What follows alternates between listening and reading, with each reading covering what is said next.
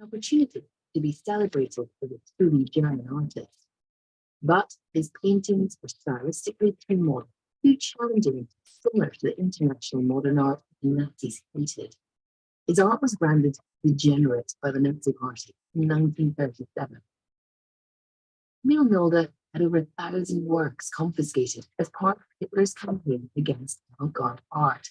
He was displayed more prominently than any other artist in the humiliating exhibition of degenerate art that toured the major cities of Germany. As a degenerate artist, Nolde was forbidden from exhibiting his work and was prohibited from purchasing art materials. And while he remained faithful to the Nazi Party, he was in effect banished back home to northern Germany. Despite his personal devastation over his treatment by the Nazi Party, Nolde's status as a degenerate artist ironically gave his art more breathing space. His exile did not suppress his artistic production during the war. Instead of large oil painting, Nolde produced over 1,000 small-scale watercolors, which he called his unpainted picture. Nolde let his imagination and colours run wild. Mythical beasts emerge in fantasy landscapes, grotesque fight for space in claustrophobic compositions. The paper stained and restained with pigment to create an intense beauty. In these watercolours, there is a sense of the contrasts and contradictions of his life, the expressionist and the romantic, the northern and the German, the modern and the primal, the real and the spiritual, finding a sense of harmony and always vibrant colour and bold form at the heart of his innovative work.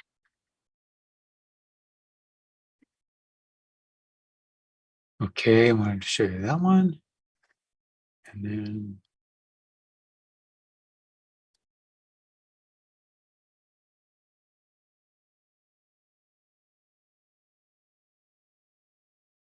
Every minute. sorry about that.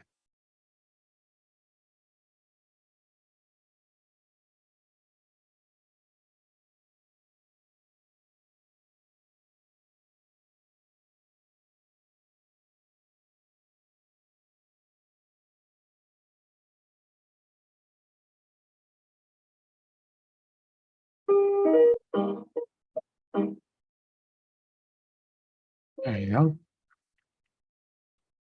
So there's some facts, I guess. 56. I didn't know I lived that long. Oh, so that's a pretty long life. 91.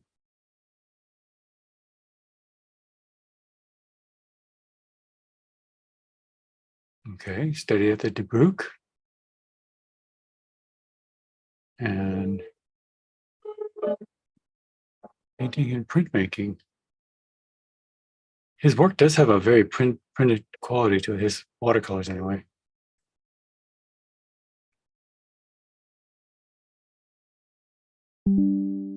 So you can really see a sense of impressionist influence here, and also expressionism as well. I mean, it's a very soulful painting. All basically, even though there's all kinds of red, yellows, and blues, it's in the key of blue. See how he does that? It's all a very cool key, color key. Okay, and then this is just many paintings. So we can I'll just kind of go from one to the next because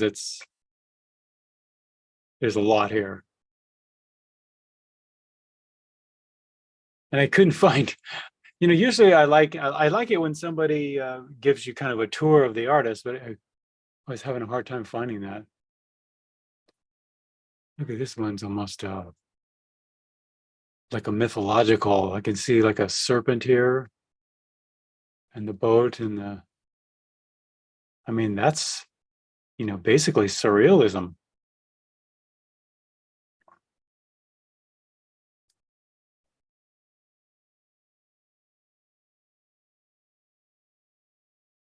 Look at he works in color keys. You know, you can really see the warm key of painting here, but you can also see the extreme like love for texture. I mean, he's just all out when it comes to a textural painting. And look at his color. I mean, he right with which you, in fact, I'm sorry. Let me do that. Excuse me. I mean, straight out of the tube. Complete, you know, obviously Van Gogh and artists, Gauguin, you know, Cézanne, these were their heroes. But this is what comes out, this is what comes next. No real, the idea of light and shadow is sort of there, and the idea of perspective is sort of there, but it's mainly it's an expression. So he's really, and I know we could talk about his politics and everything. Everybody likes to make such a big deal about his politics. I never was attracted to him, and I didn't read about him before I saw his work.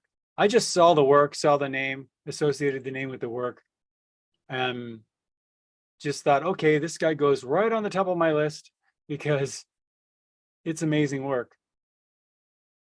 I don't know much about his politics, except he seems to be pretty tormented and conflicted, like many of us are. Okay, so wow. Now it's not like he didn't understand the academics, right? That's a good understanding of light and shadow. But wow, the color is just, he's one to look at for color. We can move on. And he loved flowers.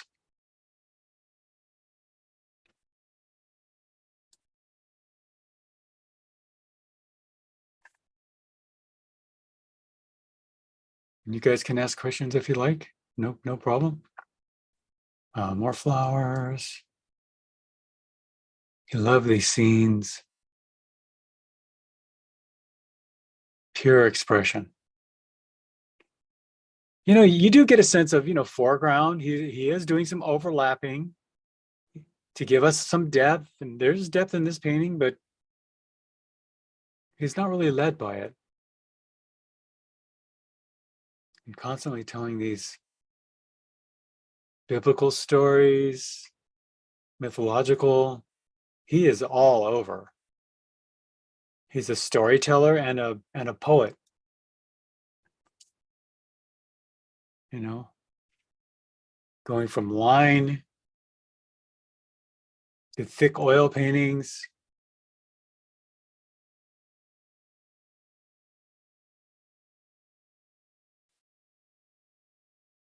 And then look at these watercolors, huh? Or do you know what his training was? Well, I guess he was a member of that Debruck. Is that what it said in the beginning? Yeah, no, I meant even, you know, growing up, whether he went to art school or. I mean, I think that was his art school. It said was that an art school? Okay. He went for painting and printmaking. But I don't really know much besides that. I always thought he was just an expressionist. It wasn't until later that I found out that he was actually, gosh, he identified with the Nazis. I'm like, oh. Yeah. But now that I see what's going on in our society today, I can kind of get it. It's pretty, fascism is pretty bizarro. Okay, anyway, so,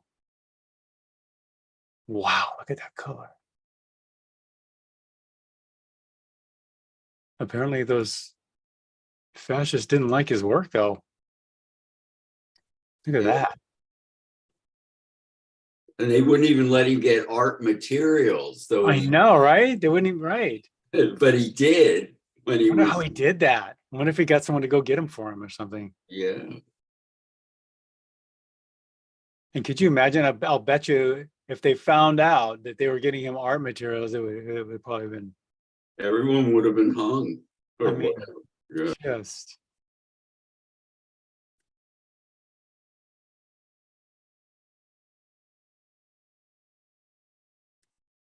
Ooh, look at the color. So now he does work pretty opaque. So is he using gouache? I assume he probably is using some gouache and very thick and liberal with the watercolor. So you can actually use watercolor very opaquely. A lot of people don't know that. You just put it on thick, and I'll show you. But I assume that he used gouache as well. Wow, that is gorgeous. Only one way to get that kind of color. Look at the sky up here. That is just. Whew. And I think it does get green like that. So anyway, there's just millions of these paintings. I don't know how many pieces of work I know they said they confiscated 1,000, but I think he's probably like, well, okay, I'll make that up in a year. Prolific artist, worked every day.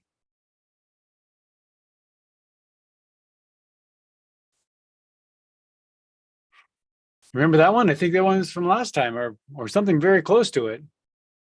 Yeah, I remember that. Yeah. Look at that blue. I mean, you have to get opaque to get a blue that vibrant.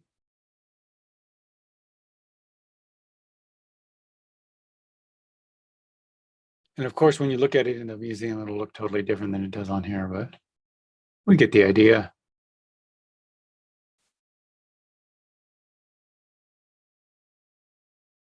Large head. Is that what it's called? Okay.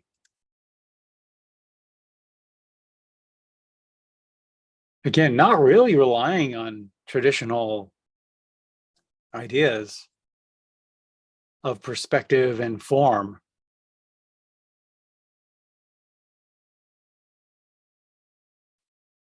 Trying to move things along.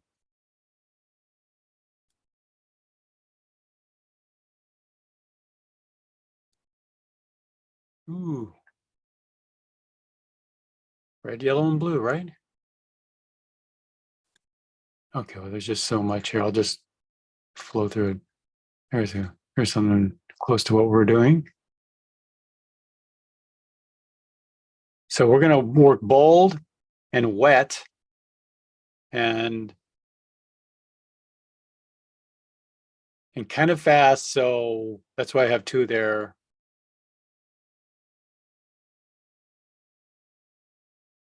What was this?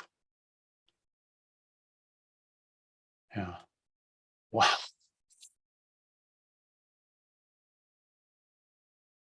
So I'll say it's a good idea anyway to start off a painting very saturated like this and then dull it down as you go. Just because you'll keep a lot of saturation that way. A lot of artists do that. This is one of the great things. I mean, when you mix traditionalism with modernism, you can get things that none of the traditional painters could get. And, you know, bringing back a traditional bent into some of the more modern ideas. You know, after we got to, let's say, abstract expressionism, and a lot of artists were saying art was dead. And then other artists were going, well, why don't we try this? And then suddenly you had these schools like the Bay Area School of Figure Painting, where they're really taking a lot of traditional ideas and kind of coming out of abstraction. There's still a lot of abstraction in their work, but they're mixing it up with new things. And now it's good. It keeps things fresh and moving along. There we go. So he's really good for that. He's good. You know, sometimes when you paint, maybe you ought to just say, I'm gonna do something kind of Noldish today. You know, lay it down big and bold like that. Okay, so let's see now.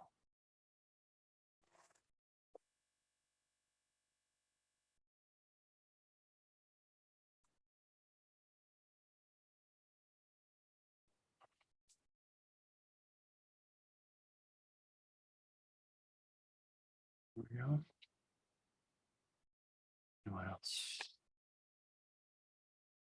Let's do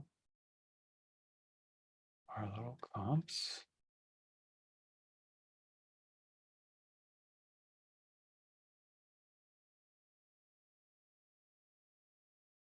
Yeah, I know last time we did the flowers, and I thought that was great, but this time I thought we'd do landscape, seascape.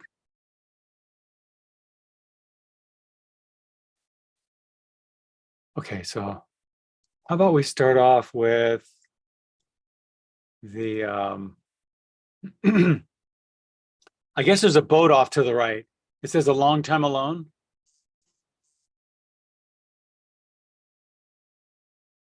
A long time alone.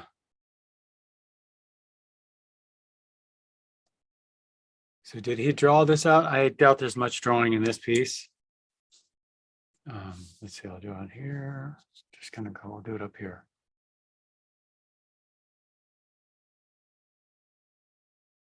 A little longer than that.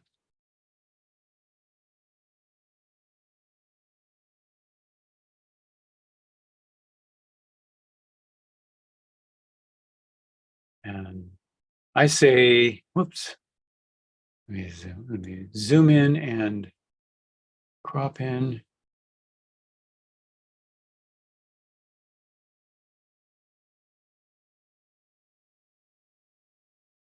Okay. Let's just take just do a value study. Take your red and Prussian blue, CAD red, Prussian blue, and just put a value in the background.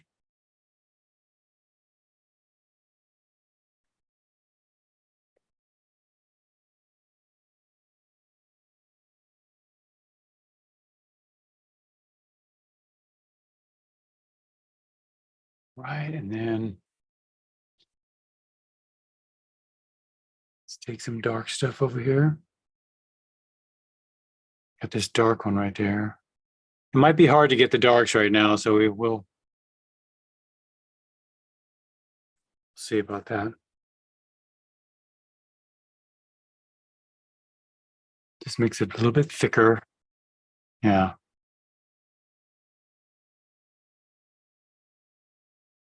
And we have some dark stuff down below.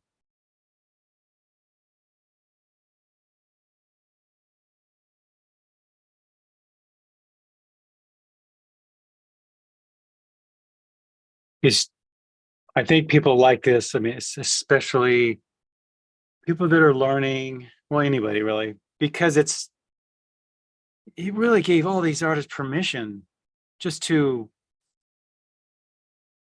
go for it. I mean, completely. I mean, I don't think anyone ever went for it like this before him. I'm sure there were, but not that made a whole career out of it like this. Wow. And he does come around the edges with some yellow light. So we'll try that at some point here. And it looks like our darkest darks. We got some in there.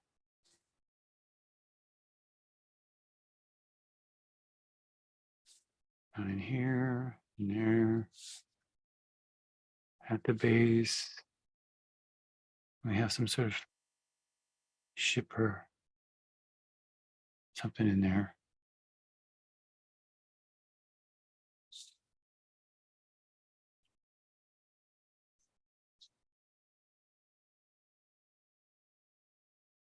That's about all I do for a value study in this case.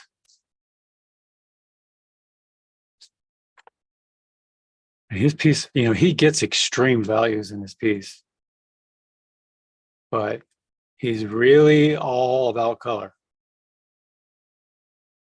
So Let's try another one.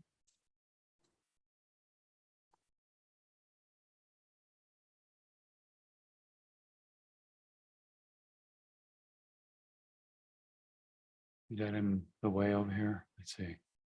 Yeah.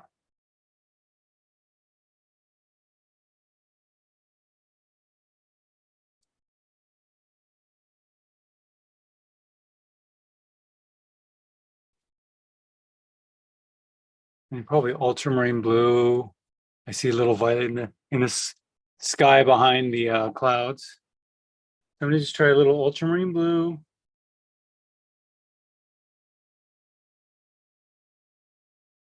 Some violet back there too, but quite ultramarine blue on this side.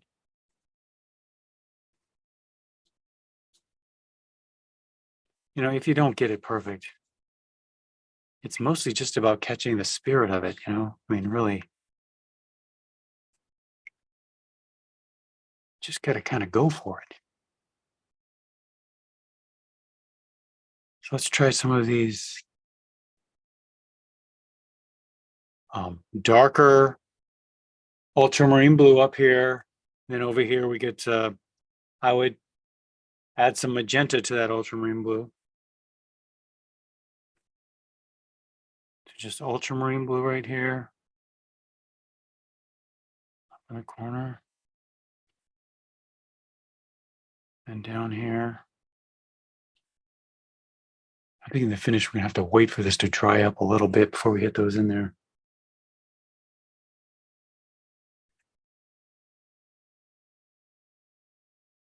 Right, and then all this, add some magenta. So you get that more violet color.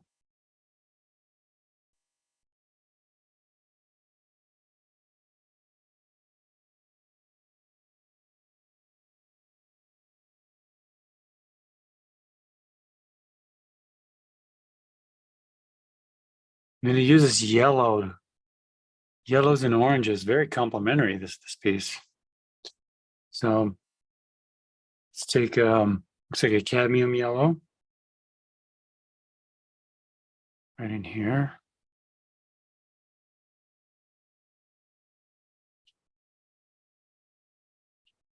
And I'd put it on kind of thick. Thick and brave, just really. If it doesn't come out perfect, it's fine. I'm sure he just went with a lot of this.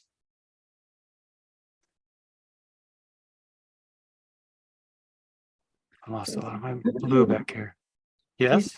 Do you suggest using color right out of the tube? Sure. Well, mine's pretty, I'm not using it straight out of the tube, but you sure could. Yeah. Okay. Oh, and how big do you suggest this piece to be? I'm working around like 8 by 10 or so. So, Okay. so in that neighborhood. So 9 by 12 or a little bit smaller or whatever. Yeah, okay, thanks. Yeah. If you want to work smaller too, you can. Now it looks like a greener blue down in the water here. So especially seeing green in here. So I'm going to go with the Prussian blue.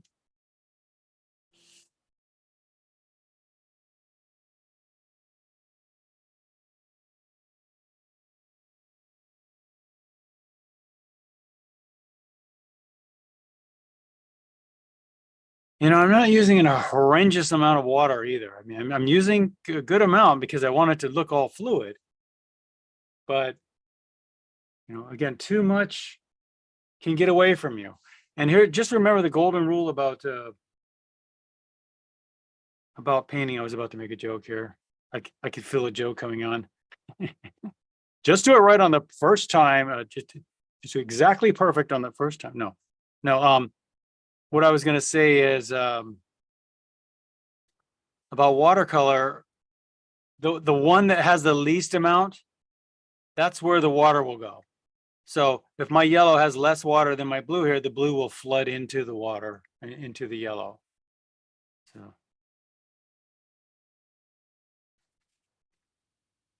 So if you have a lot of water down here and hardly any water up here, the water will flow into it.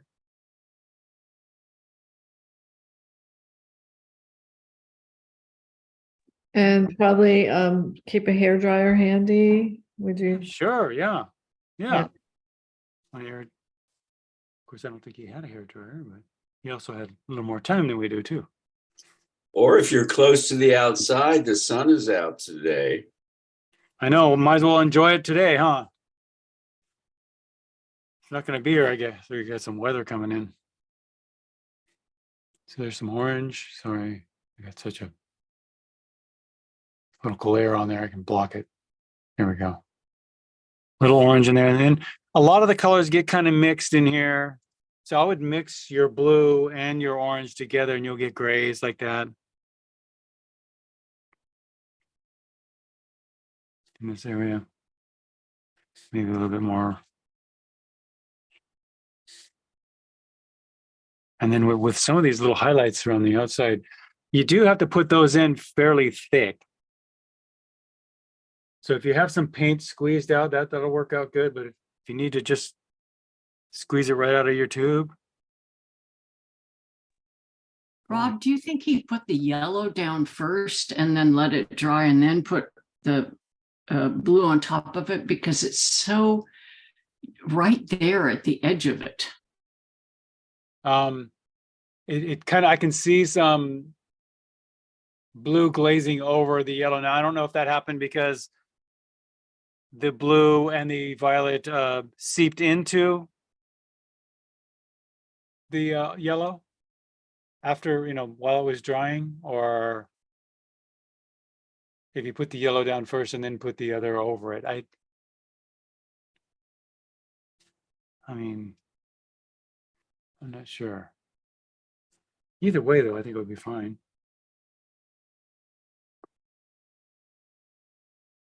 Like that. Really cadmium. There's some orange in that. Oh, yellow.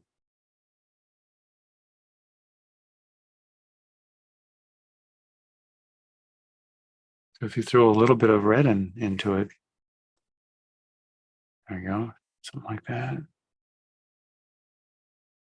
And again, it doesn't matter if it's not absolutely flawless or anything, just that's how I would do it, because I think that the color probably went into it later.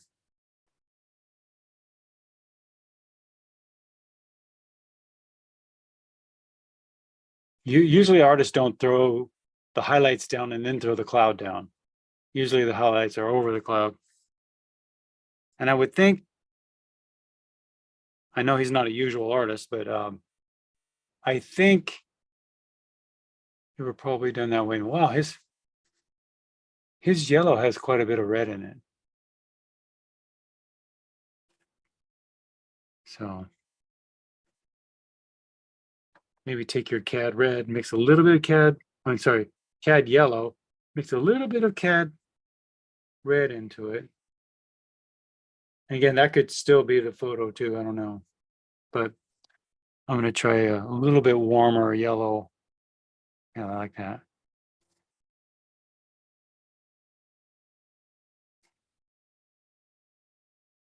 Oh yeah, I have another question. Sometimes when I use water, water anyway, a lot of water, I get cauliflowers, like. Well, that you're going to get them doing this. And he's got them all everywhere. I see them here. Where? I see one down here in the water. You mean the little bloom things? Like, no, more like little, oh gosh, how it just like bursts kind of, and You don't like that? well, not if I don't want it. Oh, okay. Well, that just means you're using a lot of water on both sides. Yeah. And they're going to do that. If you don't want that, then you got to let one dry and then glaze the other one over it. Right. Yeah. You got to have. Yeah, I don't see really what I'm talking about in here, but anyway, I see a cauliflower at the top of the main one on the left, where the yellow and the blue, the magenta blue meet. I think you'll see first picture. Yeah, there's a bit there. And then there's another one over to the right. If you've got a blown up copy of it, they're all over the place. Oh, Here. yeah, Yeah, that's just gonna happen when you work wet into wet. Yeah, okay. I mean, the thing is that not only artists, but the people that love this kind of spontaneous, emotional, very soulful kind of artwork, um, they kind of want that, you know, they want to see that kind of thing. So Well, you know, this is one of my favorite kind of things, so. yeah, Okay. Rob, right, yeah, the blue you were just using on. yeah. the I just went over that ultramarine blue with a little bit more because mine got a little bit too light. Just ultramarine, you Yeah. didn't add anything? That's all I used was ultramarine. Yeah, How about the light blue on the bottom? yeah. So this is Prussian blue, and I noticed he does come in with there's a little green in there, but I think it could be just this yellow mixing with the. Okay. Yeah. Okay, thanks. Sure, we could try something like that. Is this thing means ocean and clouds? Ocean, what? This one's called A Long Time Alone. What do you mean? I mean, this painting represents some Yeah, yeah, I can see a Ocean. boat over here. I think it's just yeah, abstract right, clouds over the ocean. Exactly. clouds. Ocean. Yeah, Okay, thank yeah, you. sure. So maybe right here we can let's make sure we're muted. Everybody, mute yourself. I'll get you.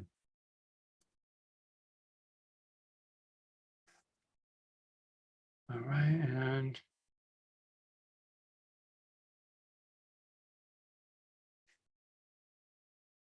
there we go. I mean, it's really dark over there, so. And I think he does wait for that to dry up a little bit because it's fairly hard edges. Or it looks like he laid it in like I did, really softly first, and then came back in with something, you know, kind of darker.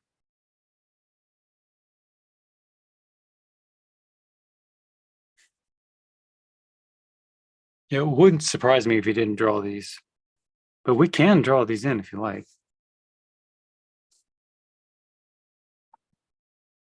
Would that help you guys more if we drew it, or do you think we would? Because I don't know about the clouds. What do we need to draw? Nah, I think you're probably better not to. Just to learn the way of doing it this way. Okay.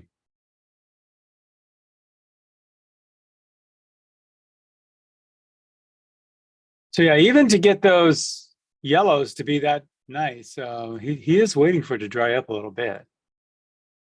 It's hard to know exactly how the artist timed everything. And I wonder what kind of paper he's working on, but it kind of looks like a rice paper, doesn't it? Gosh.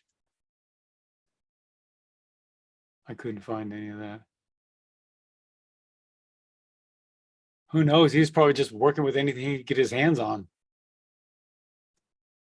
It would let him have art supplies, poor guy.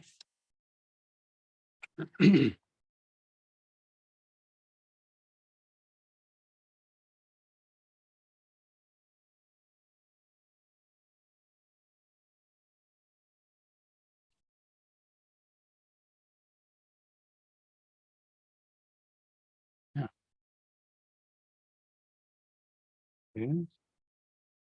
I'm just going to work on the arches.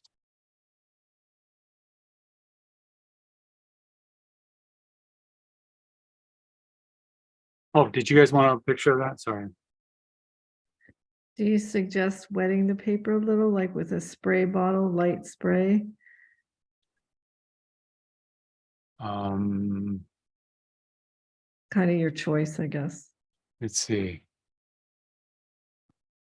I don't think it matters.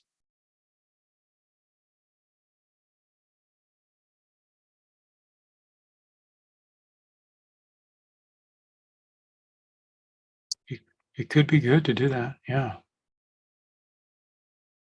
Yeah, we'll start it off that way. You guys got the photo? Okay.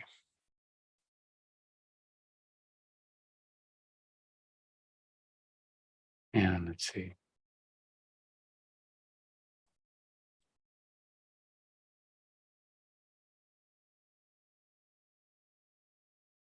I mean, the way I just did it was probably, I think, how he did it, technically. I may have waited a little bit more for drying time, but I'm going to have to really tape this one down.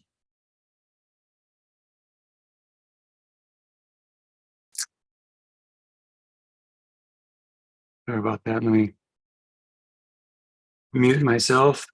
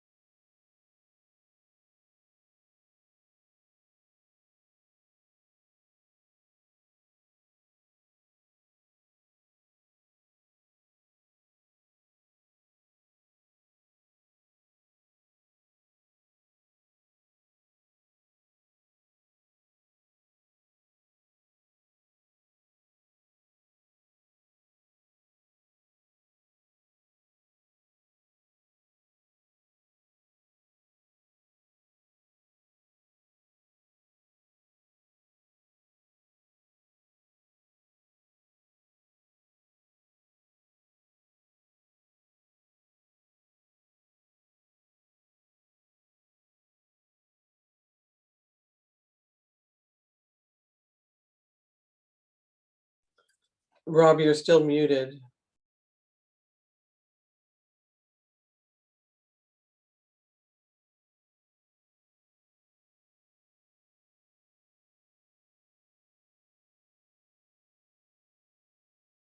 Here we go. I I have to put my Zoom over to the side, and then all my participants and me gets covered, so I forget whether I'm on or off. But thanks for letting me know. That does help. And well, how about we just wet the whole thing, huh? That's about the bravest thing I know to do. Let's be brave. This is brave painting today. I'm just gonna take some water, not a tremendous amount though. Just want a sheen on your paper. And let's see how much more. Then I just kind of move it around and get it kind of even, especially out toward the edges. I notice the edges get really dry fast. And we tend to just pull it all up in the center. That's pretty good. And this is that liner brush, hilarious, right? I'm using the liner brush because it's like almost 2 inches this way. Then it gets you to this point, this perfect little point. So anyway, starting to love this brush.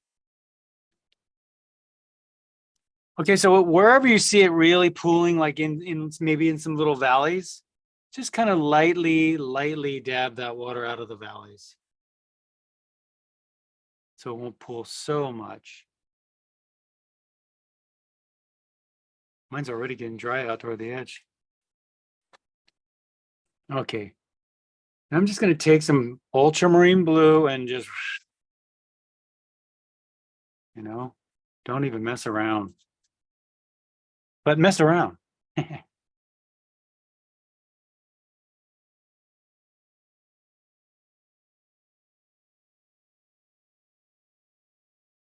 Mine got a little bit light over on this side after it dried up. So So I'm going to go around to the area where I think it's, yellowish. So I can retain some nice yellows. And keep it pretty blue in here. We got some yellow right there. And then down below here, I'm going to go for the Prussian blue. Just a much darker, greener idea of a blue. This is why I don't really think it's necessary to really draw all this. And aren't you drawing anyway? When you're doing this, you're drawing. You should think of painting as drawing. You're just drawing with color. Think of it like drawing with a colored pen or something. That helps you to relate to it.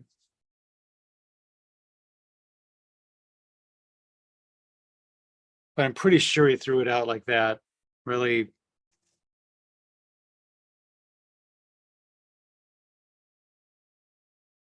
Really bold Nolde.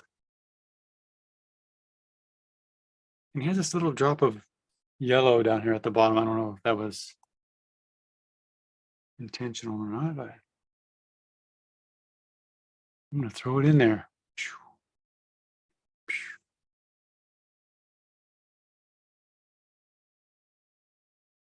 It almost looks like he grabbed the paper or something and it went like this. There's a little red in it too. Why not? And then these yellows. So I'm getting some of that blooming happening in here.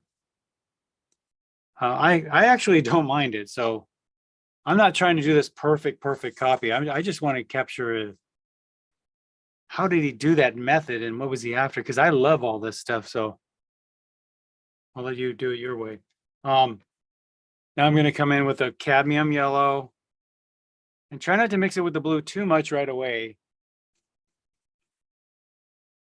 And just a touch of red in there too. It'll mix in with it, but kind of, and it brings it all the way down into there. And so I'm getting that web. I always want to say webbing or something, like looks like a spider web. Blooming cauliflower. Now I'm starting these off pretty intense.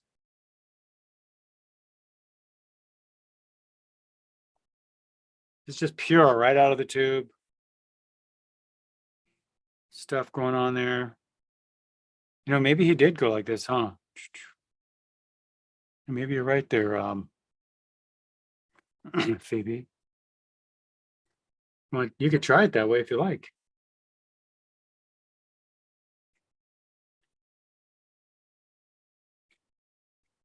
And then put the other color in there. I'll try it that way. And then I'll do the other one the other way. We'll see what one works best.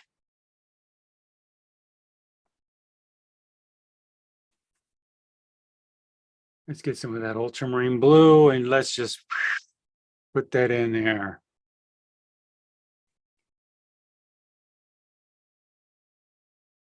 He puts in there really bold. And this one too.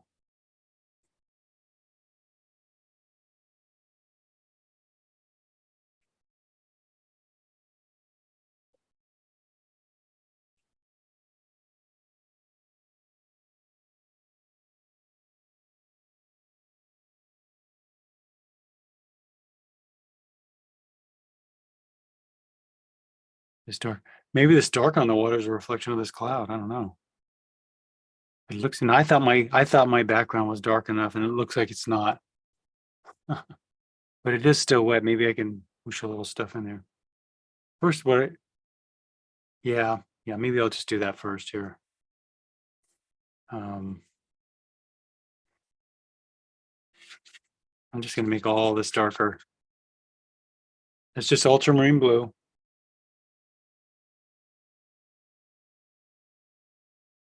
Right into this because it's so much dimmer around this. That's why he uses the yellow to really pull out the edges.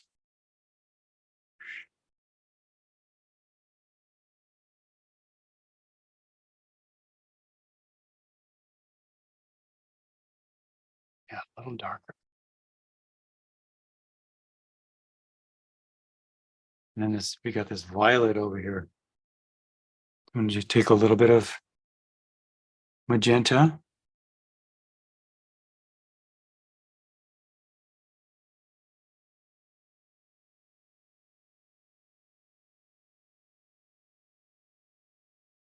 Isn't just wet into wet great? It's like we are painting now.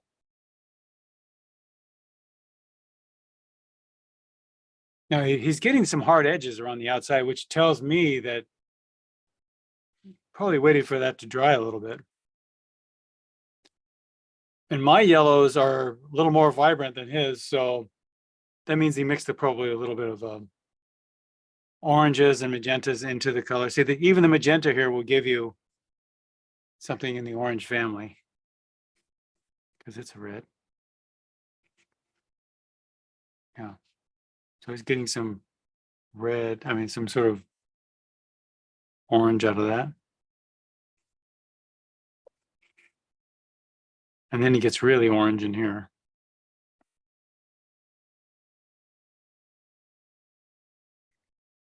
Right in there, so. This cad red. I just threw cad red and the yellow is already there. So if you need to add more yellow to it, then do it. Please do. Now mine definitely got a little bit more on the red side on this over here. So I'm going to get a little bit more blue going on in that.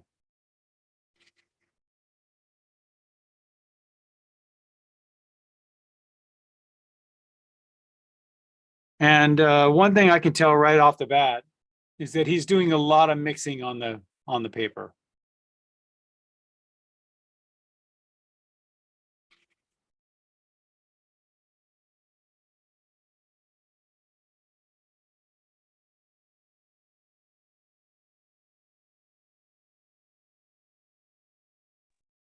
We don't know if he painted this in a studio or this is a plein air painting or, No, yeah. I'd imagine he probably worked in his studio. He was kind of a private guy, but I don't know how he felt about plein air, working straight from life. Some artists really like to be alone in their studio. But I really get a lot about being on the spot, although I like both, really. I had a really good experience last week painting in the studio, which kind of took me off guard. I wasn't expecting to feel that good about it. I was painting inside because I couldn't get out there. I didn't have a car available to me. But no, I kind of liked it. I think I'm going to do more inside. Yep. Is that a boat in the Yeah. lower right? Yeah. He just sort of mentions it in there, doesn't he? So I'm going to pretend he's out plein air painting a sea scene with a lot of clouds in the sky. Sounds good to me. Yeah. That's what I thought.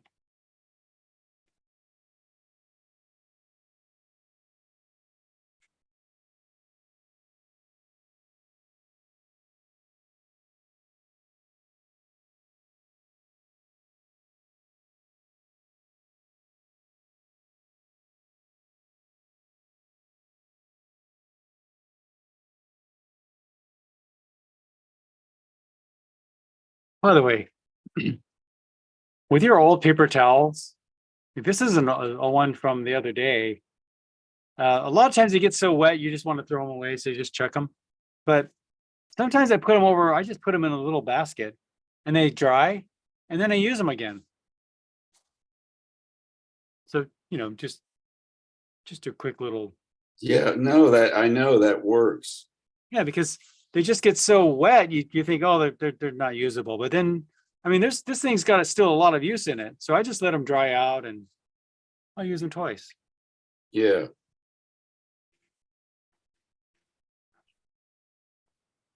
Food for thought there. Now, yeah, right.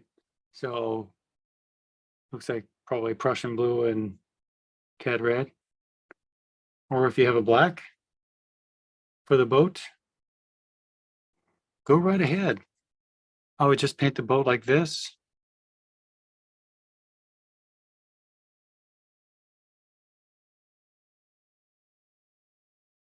It's kind of flat there. Mine's relatively dry.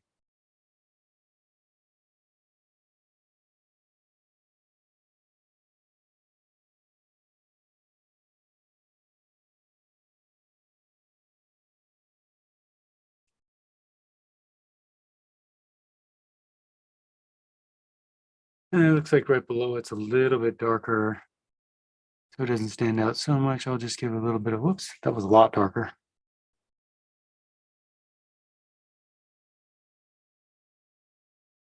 Dab that a little bit.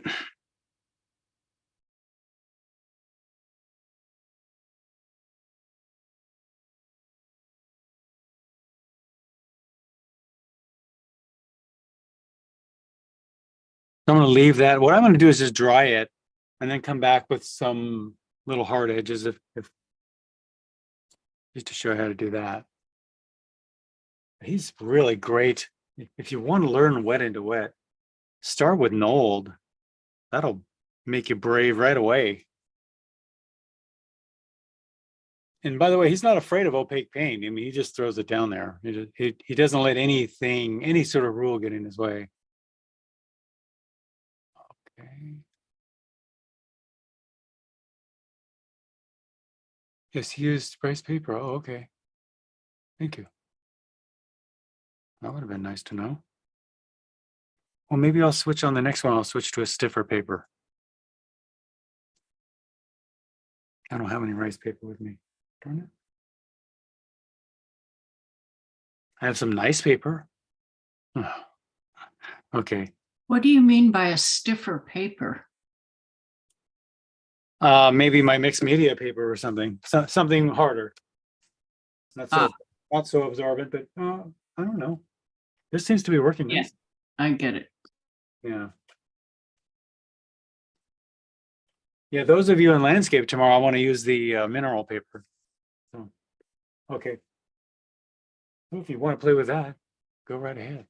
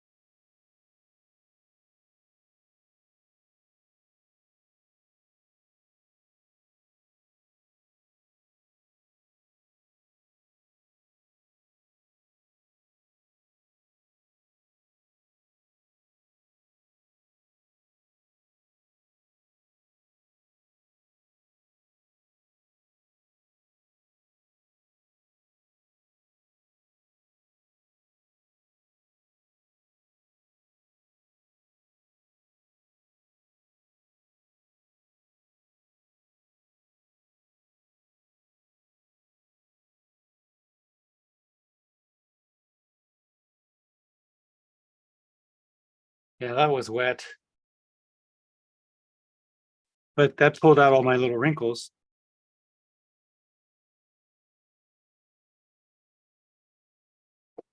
As you get those little, hills and valleys in your paper.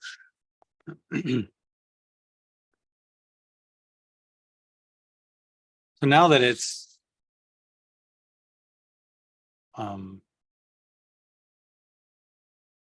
drier, I can get some harder edges. Like for instance, I'm going to take some magenta and ultramarine, mix it up over here, and I can get like his little effect over here, maybe bluer than that.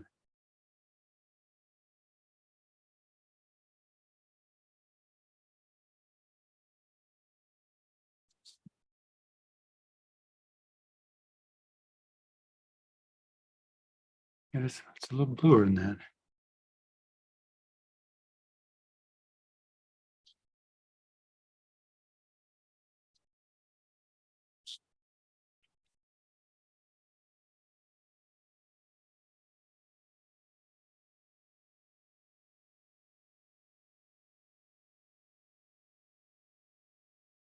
Even the background's a little bit darker.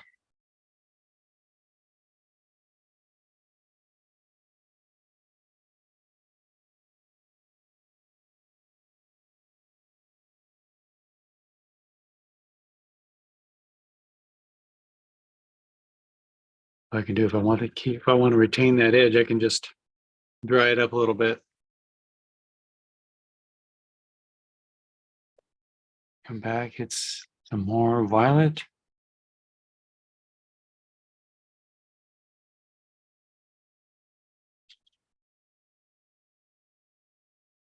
And then I'll come back and hit some edges with some yellow.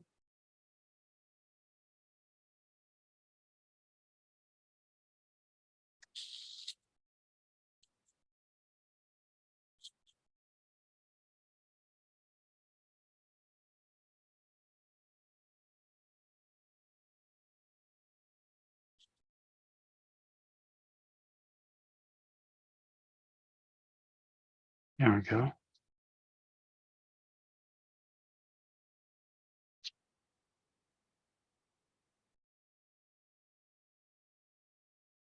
Just deepening up the sky a little bit.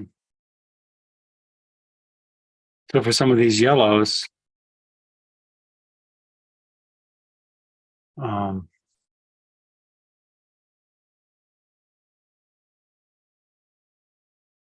that's pretty bright. Yeah, that's not bad.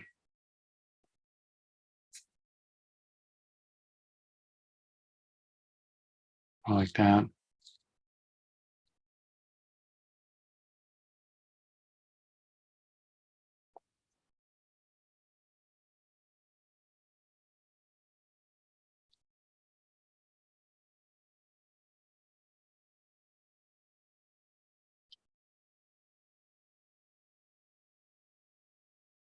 It gets really dark back here.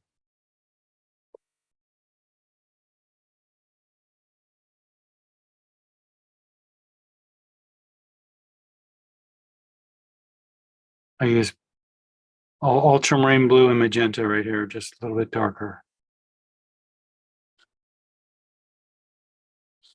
So if you have a hard edge like this,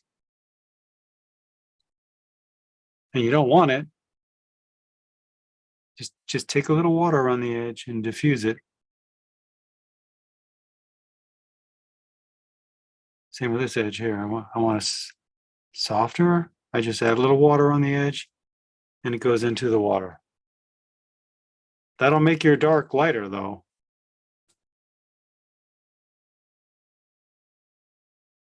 There's always a trade-off, but that's how you get those soft edges diffused with water.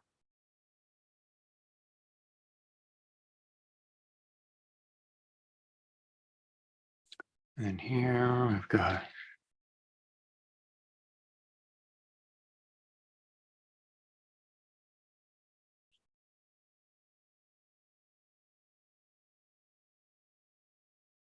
and I'm putting those on really, strong, but it's dry underneath. That's what's giving me the hard edges. His are softer. So I imagine either it was wetter when he did it or he came back with a little bit of water like this and just diffused the edge. A little bit of water. soften the edge. So there's just different ways to get it. And I don't know why my water looks so dark and light, but it's actually just like what I'm looking at. But I'll come back over this with a glaze. I'm looking up there to see what you're seeing. Wow. Well, there's a lot of texture in it. Yeah, the camera doesn't read. The camera will tend to over contrast things. That's why I constantly look up to see what you're seeing, because it's not what I'm seeing. The camera reads it pretty off. I got used to doing that when I did a lot of print work for illustration. You just have to understand that it's never going to come out like you made it. So you get okay with that. And a lot of times all I care about is, does it look good?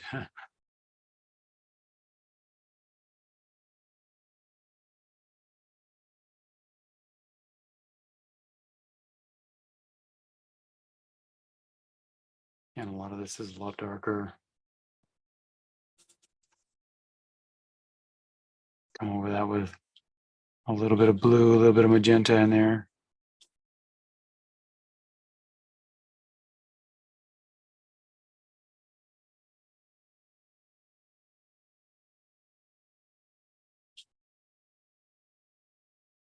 I could get that even redder. I'll just go. No, it gets.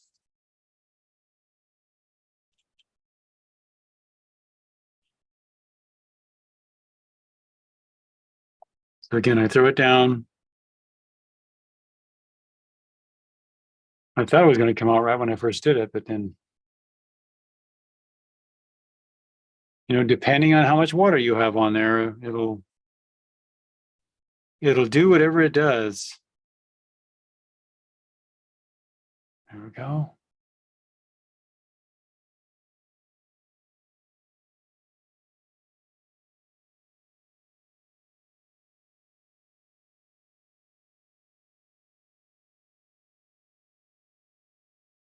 Let's leave that like that.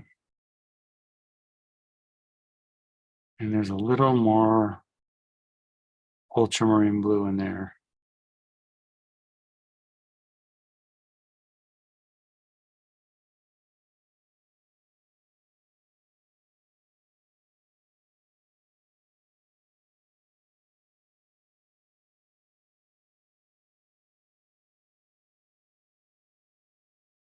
Darker areas.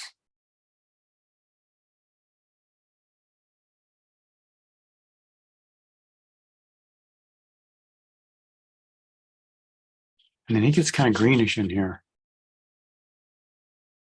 A little bit of that yellow. And it could have been this yellow leaking right into it. I don't know.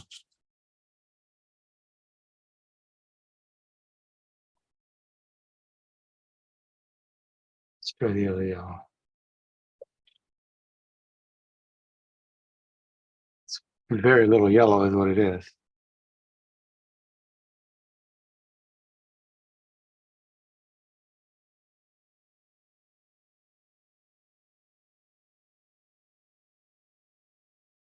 Kind of gives you the Nolde effect.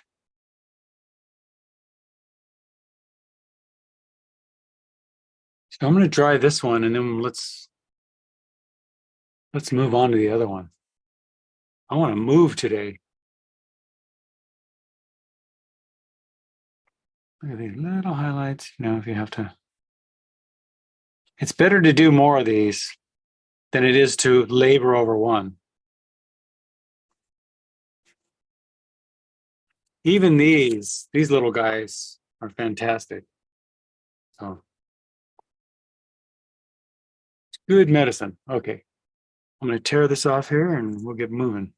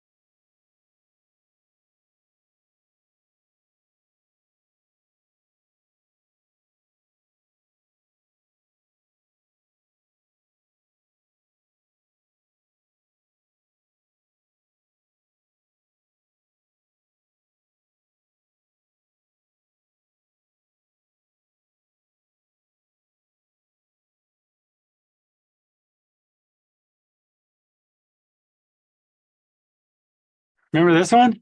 I was just looking over there and said, oh yeah, that's pretty cool too. Is that a That's a really great exercise. I like I think that.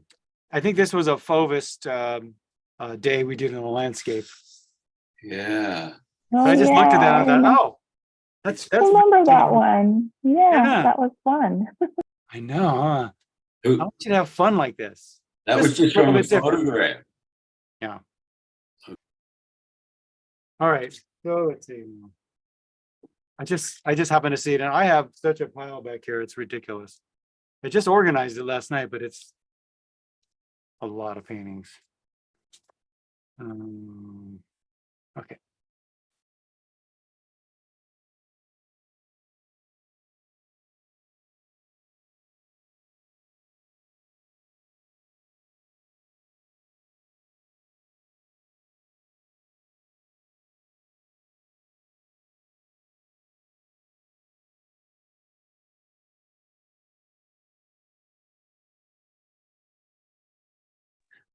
Did the first painting, the painting you just did that have a name?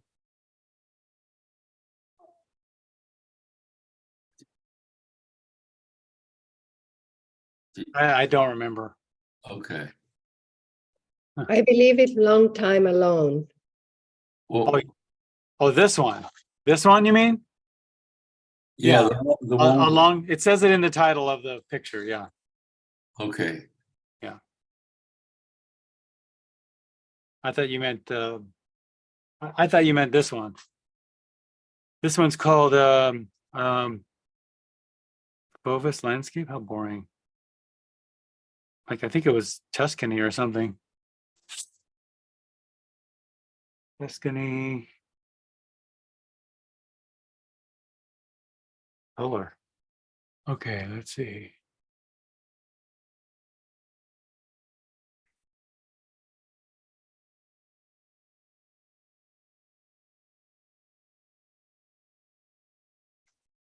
And now we have the other boat.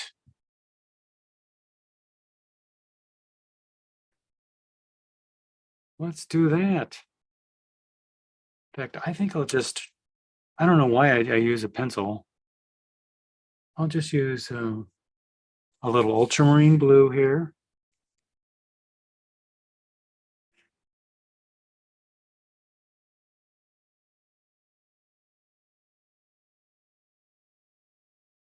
And I'm using ultramarine blue. Kind of.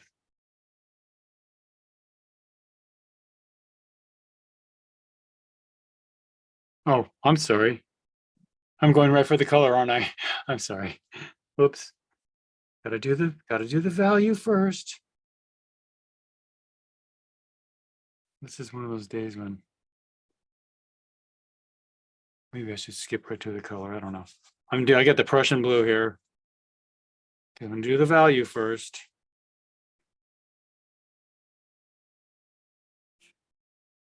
There we go.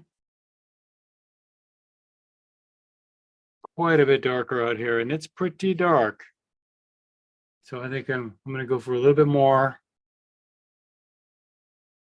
darkness out there.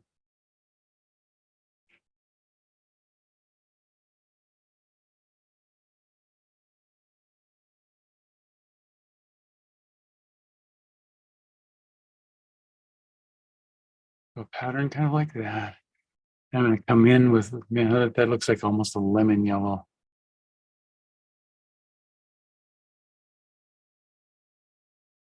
Oh.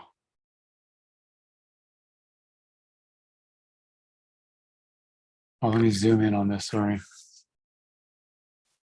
I could probably go for a cleaner yellow.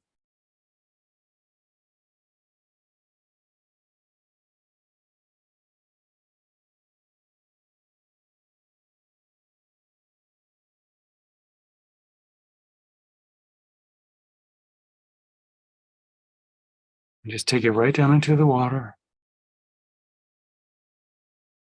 You notice I'm avoiding the edges because they'll creep into the color. And they did on his, you can see that's why it's getting kind of green on him. So There we go. Oh, see, I can't help myself. I go right for the yellow. I'm sorry. I did that again, didn't I?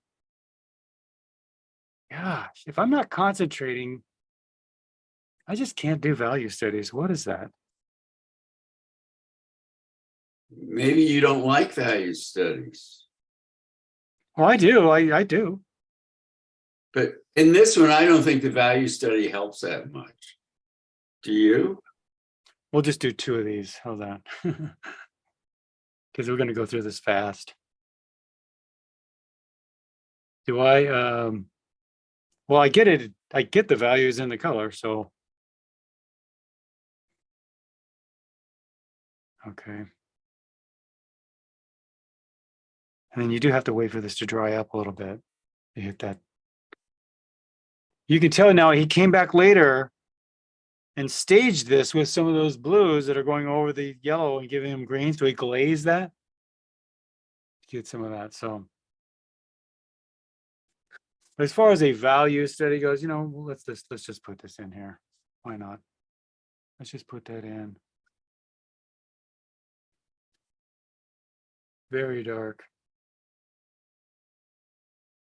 Very, very dark. That's good. Let's try another one. I'm not so mixed up this time, sorry.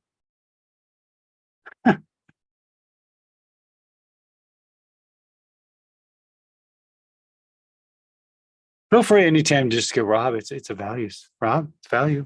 Rob, wake up. You know, when I'm painting,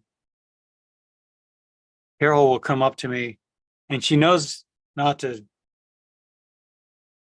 just like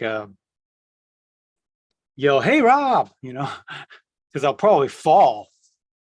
But she'll just come up and like tap me on the shoulder and I still get like, whoa. I just don't even hear what's going on. Get so lost in what you're doing. Okay.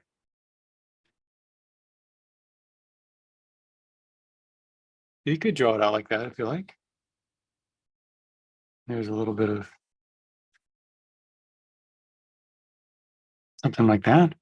So you really just got the shape of the blue and what's left over is yellow. And the only thing separating the sky from the water is that little line.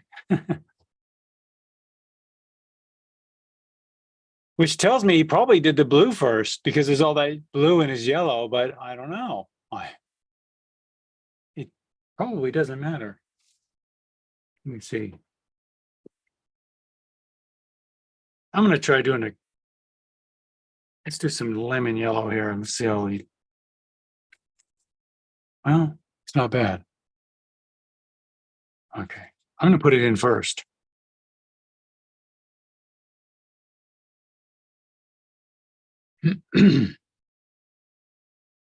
Right? So, and it just looks like ultramarine. I mean, thick and dark.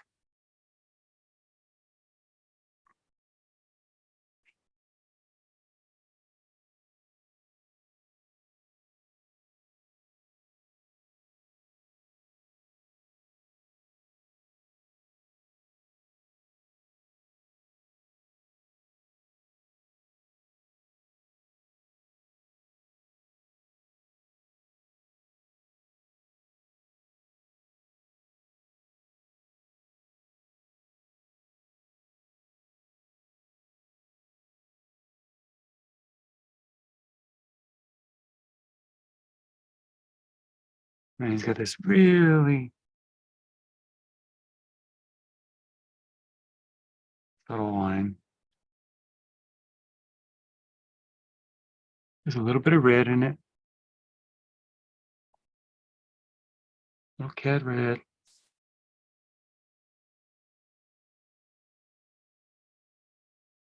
So now if I put it, I'm putting it in all perfect. His is really quite mixed.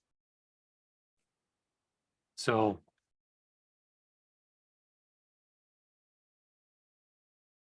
I can take some of this and just kind of blend it in. Actually, for color notes, it's better just to leave it without trying to blend it too much. I do see some red out here, though. Just so you can see it. In other words, something like this out here might be good because it really shows you which direction to go in rather than trying to make it into a painting that looks like his. You're just making notes. So I'm going to blend this edge now.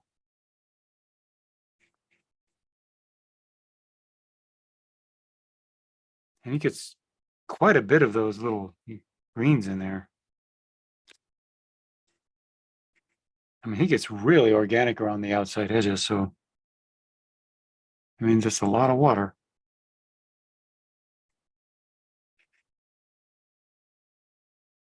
And it looks to me like he's just using that ultramarine blue right over. This isn't a lot of color. It's probably one red, one yellow, and one blue. Very little of anything else. And then a brown for the. So I would take the cad red, the lemon yellow, and the ultramarine blue.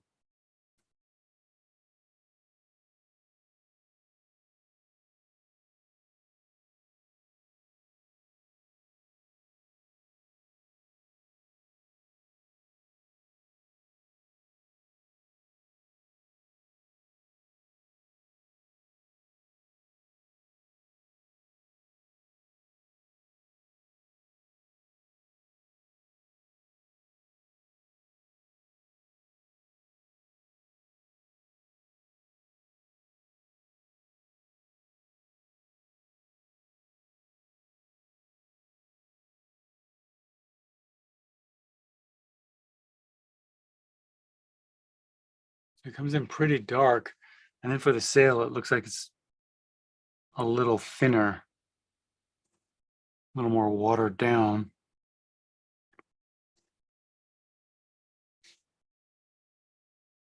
That's about it. I see little subtleties in the sky too. So you could notice there's little yellows up in the sky. You might want to just make some little, like now it might be a good idea just to put it in like that, because if you put it in too subtle, you might not recognize it's actually there. Just a few of these, just telling yourself, yeah, I've got yellow here, even reds, it looks like, or maybe oranges or something up in here.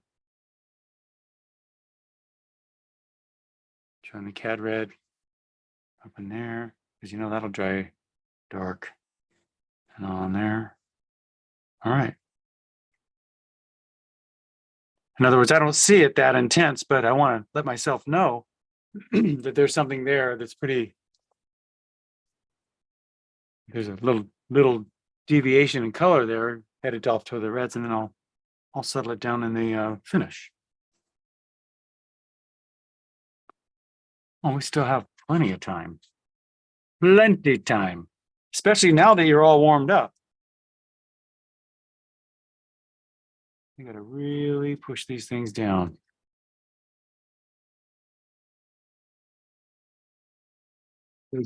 Get that tape down into the grooves of your paper.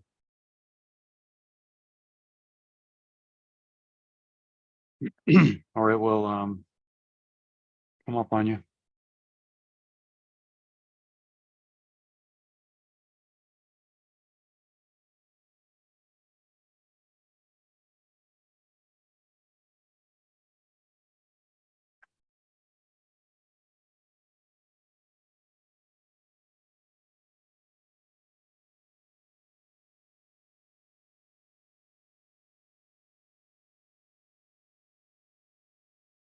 So I did it both ways, the yellow first or the blue first. It really doesn't matter.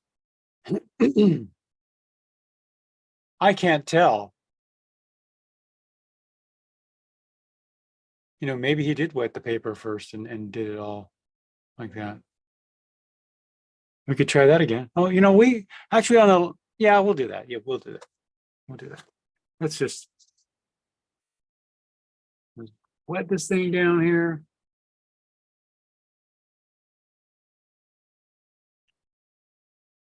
Move stuff around.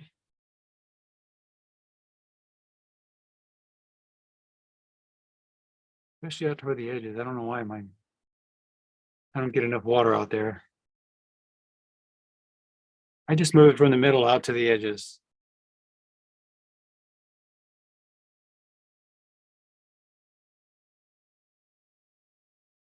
Okay.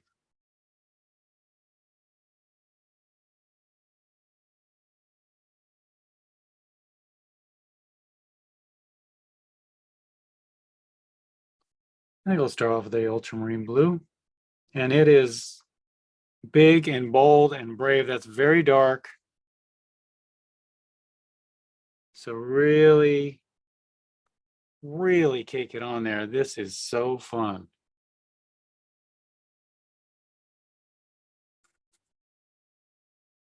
You got to get that on there. Now that we have a lot of water on there, it will dry lighter. So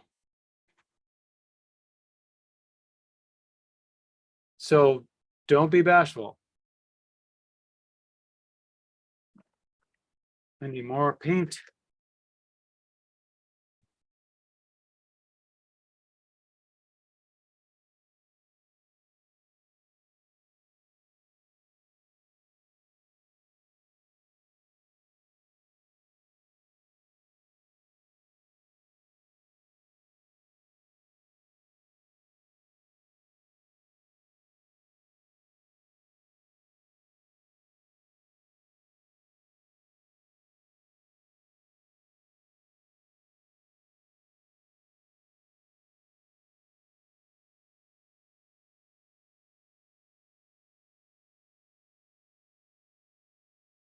So if you see maybe the horizon's down about there. So I could bring this down here. That's all sky.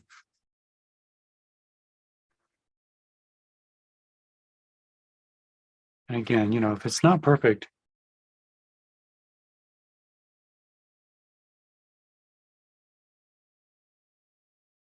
it won't matter. We're painting to get, how did he go about doing those things? And there's only one way to paint like Nolde. You got to go for it.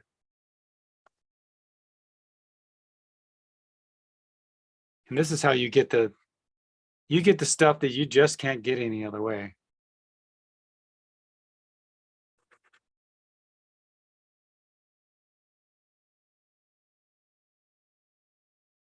Yeah, now let's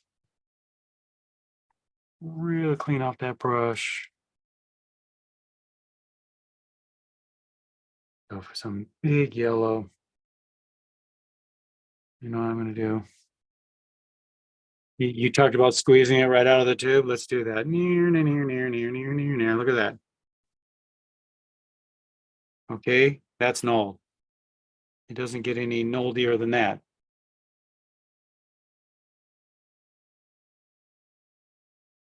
I'm seeing he's getting some of that around the edges too. And it looks like he comes back and glazes over the yellow. So I'm going to put this right over everything like that.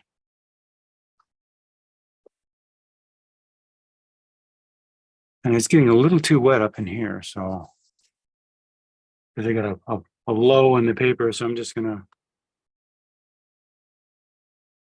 dab that out.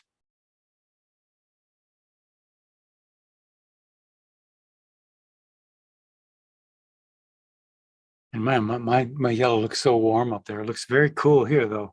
I mean, I'm using cad yellow. We'll see.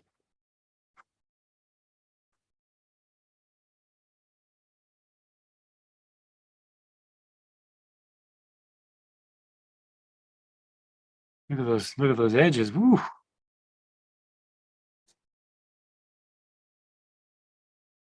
He's getting all that real organic stuff around the edges.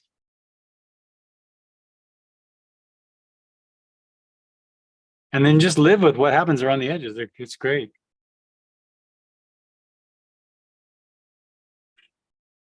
It does get kind of greenish, so.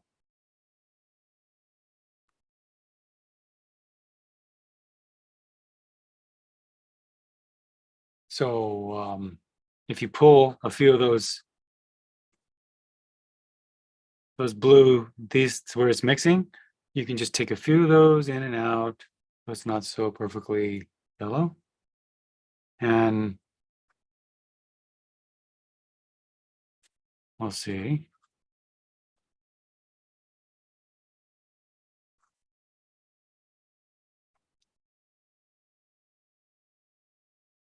And a little bit here.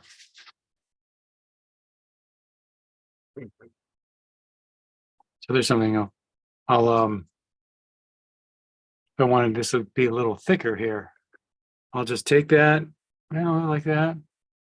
I just took it out with my rag and right over it.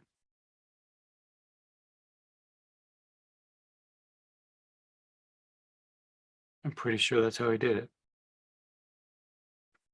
That's how I do it.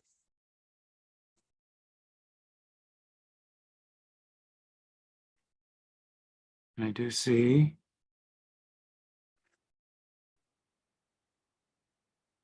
the horizon line around there. I don't see it out here too much.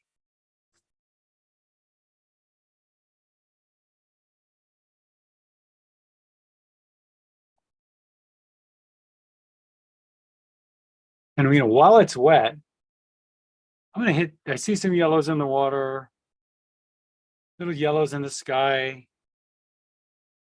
But they're very faint, so they're just like that, very, very little bit.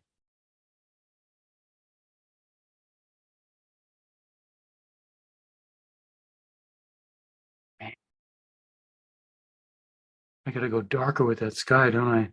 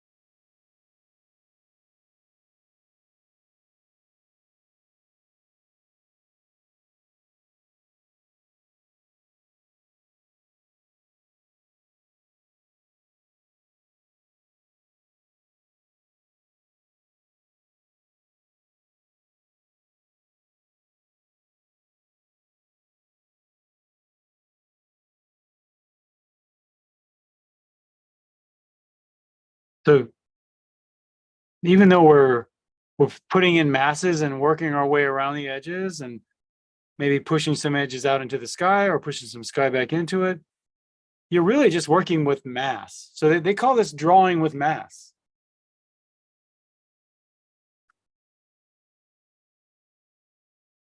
That's still a form of drawing. I mean, it's you don't have to draw lines. Lines are quick and easy, though. They're great. But a lot of painters like to draw with mass.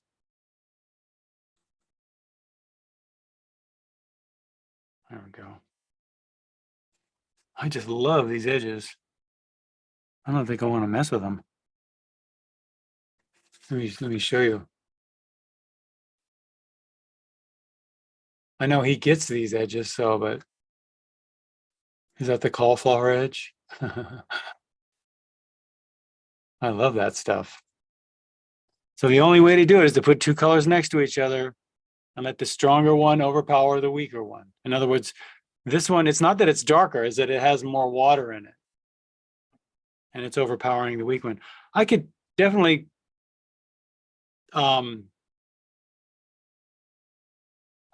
mix that and get a nice little green like I see up there. But I really like that, so I think I'm going to leave it. Yeah, it looks good. Yeah. A lot of capillaries. Capillaries, that's what it looks like. Yeah. Wow. It did something to my camera, didn't it? And here I am thinking that's like a mistake to get so many, and they're so beautiful. Wow, look at that. Really freaked my camera out, didn't it? Did you notice? It was all yellow. Oh, that's weird. That yellow was probably the camera's just going, ah, what are you doing to me? Okay.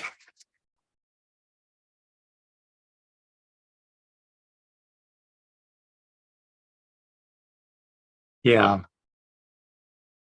That's organic. That's how you look at this. You get the light stuff going over the dark stuff, and then the dark stuff coming in the light stuff. It's just great, folks. It's what I kind of live for. Okay. It's starting to look like a lightning bolt. Right on my boat.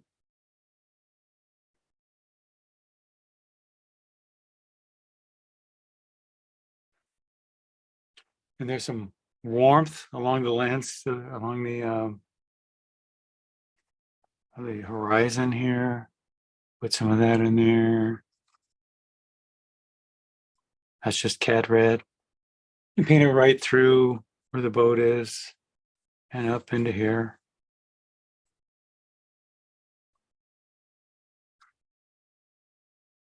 And there's some back here too.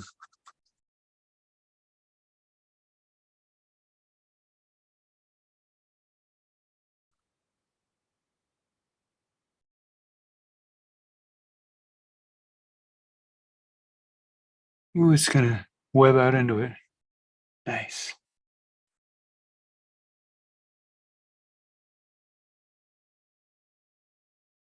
I don't know how he gets those little dark blobs up in there. Maybe what he did was go like this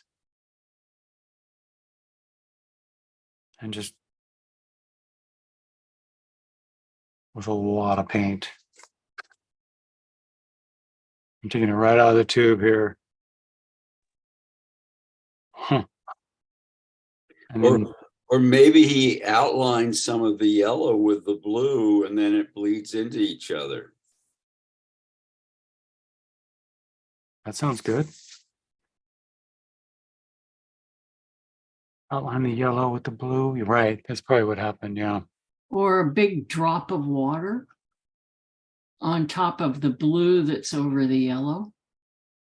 Yeah. Maybe that is what happened. Yeah.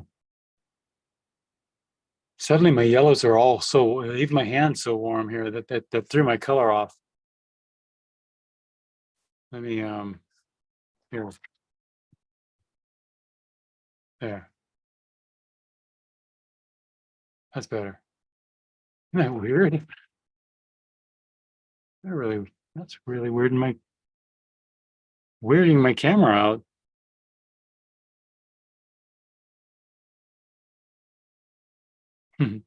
I like that Nolde's color. I think Nolde is the only painter that did that. Really freaked my camera out like that.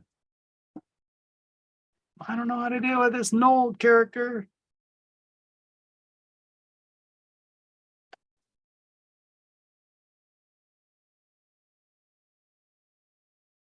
It's too much color.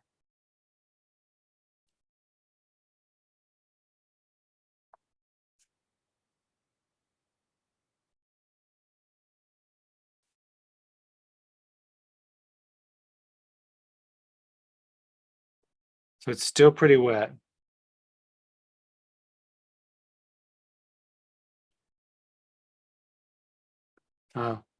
Yeah, for the sake of time, I'm just gonna hit it with a hairdryer.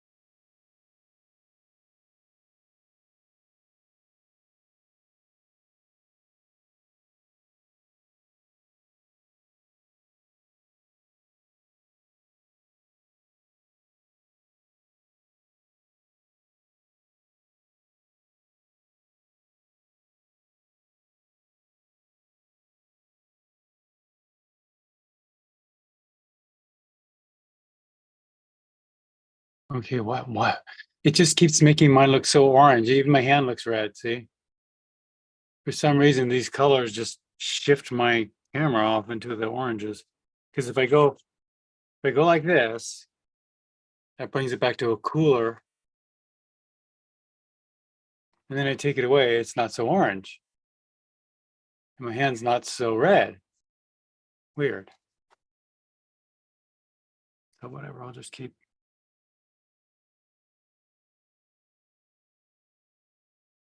working with it. Okay, so I'm gonna go with the CAD red and Prussian blue for the mass. Just gonna come in with a nice little, kind of, mine's a little bit drier.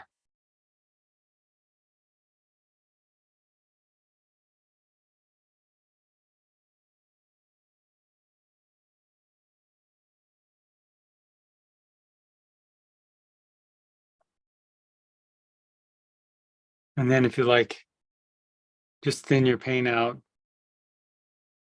with water. That's all I did, was thin that out. And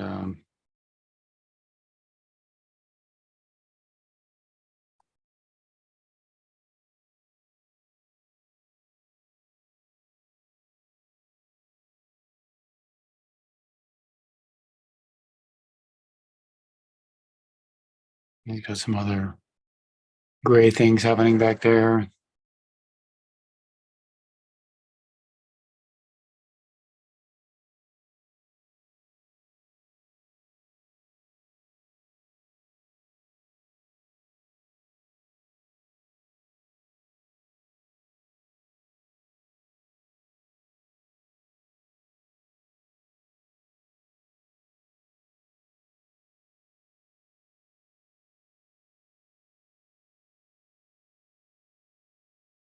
If you want a little bit softer edge, just add water.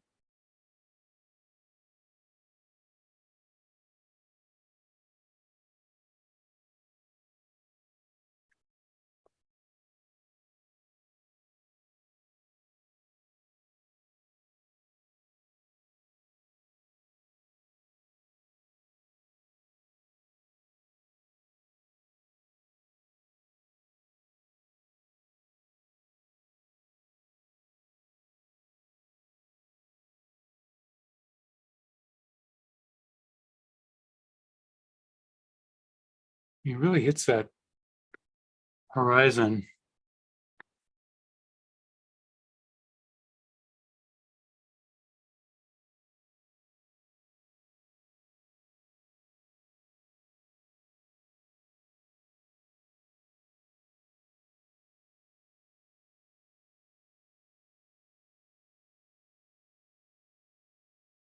Let me try these blues here.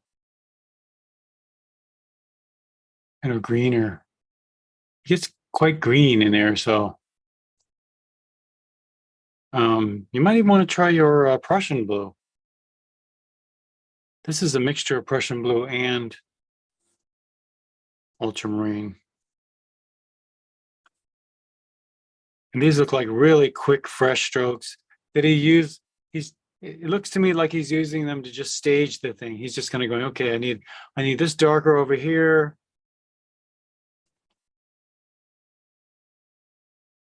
Because I want to keep the viewer's eye in there. I'll bring this down a little bit. He's got that little hole. I didn't even see that hole in it right here. Yeah, he might even be doing some tricky things around the edges in there too.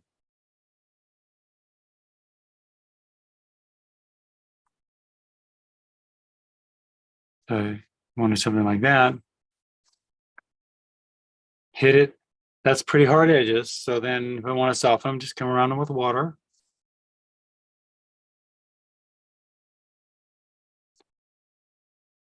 Till I get what I want. And that's what you do. You just kind of push it back and forth. Remember, you're in a tug of war. which side has the most water is the one that overpowers the other.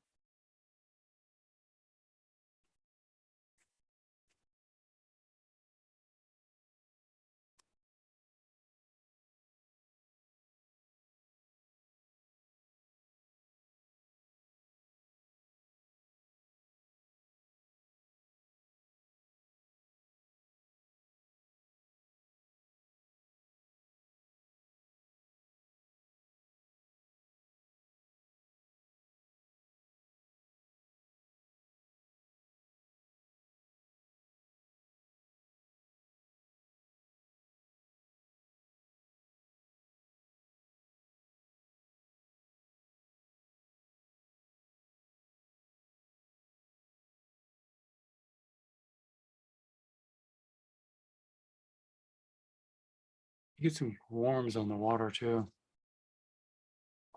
This cat red. Now we just put it on there like that first. Little extreme. And just add water.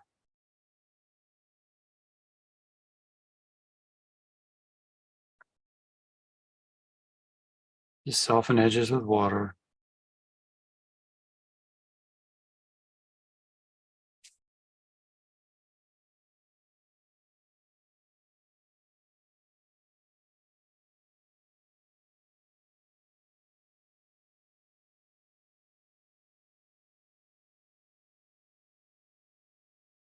And his darkest darks are probably in here. And in the boat too, they're really dark.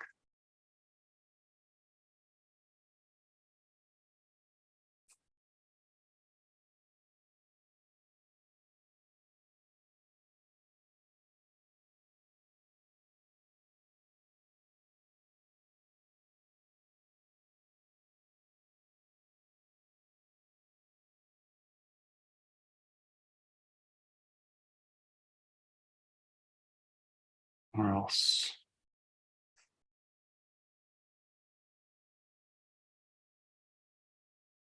And up and over here. I'd venture to say something up in here too.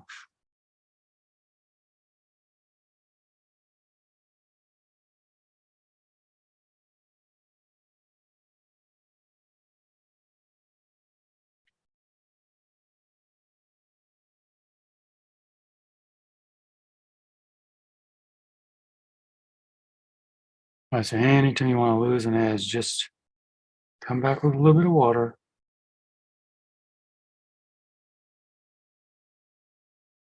Couple yellows in there, yellow in there.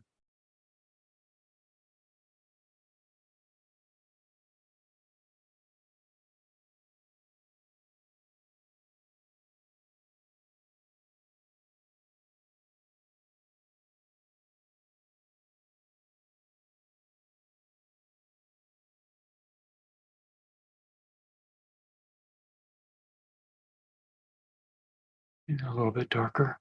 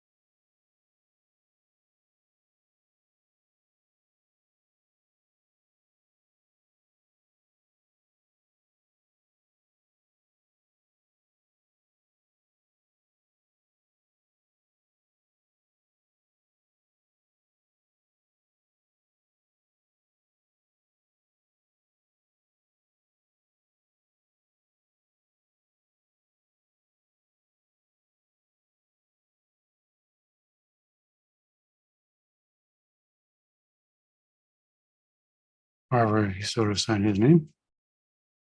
That was fun.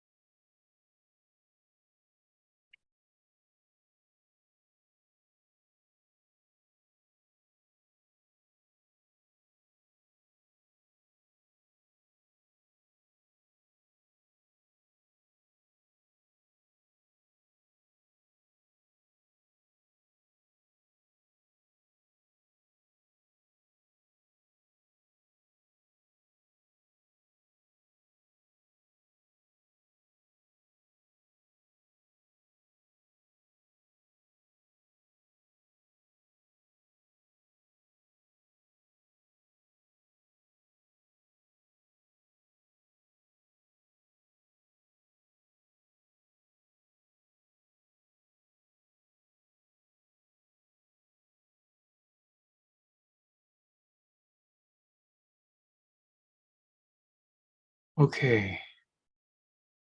How about 10 minutes? Okay.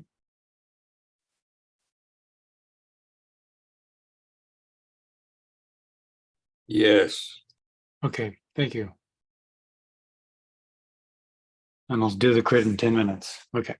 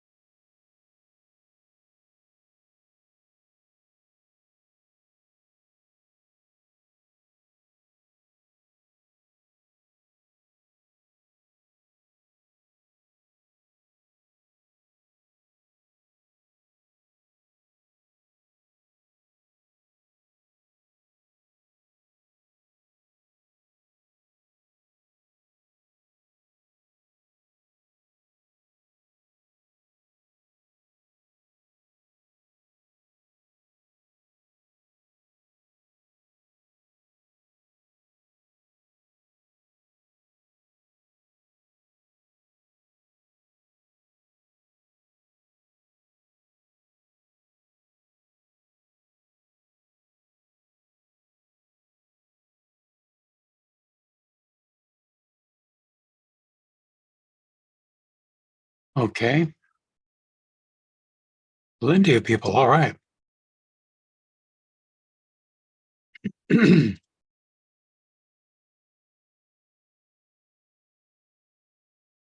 All right.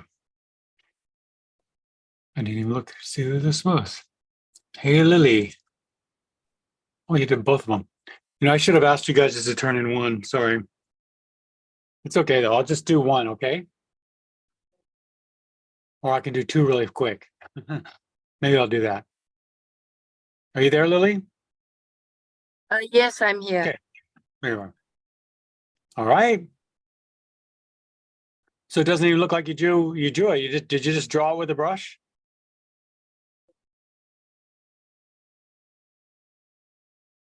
It says you're talking, but I can't hear you. Okay. I mean, everything looks good. I could see working a little bit wetter though. Or we can do to get rid of some of these dry edges.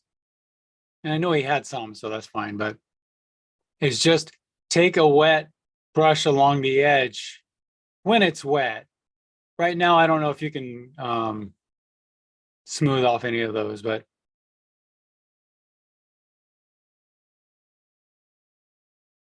that just comes from either working slow or working, what did I say? Or your water's drying fast. One or the other. Okay. I heard you there. Okay, good, great looking color. Yeah, this is great. Nice color. That's very Nolde-like, yeah.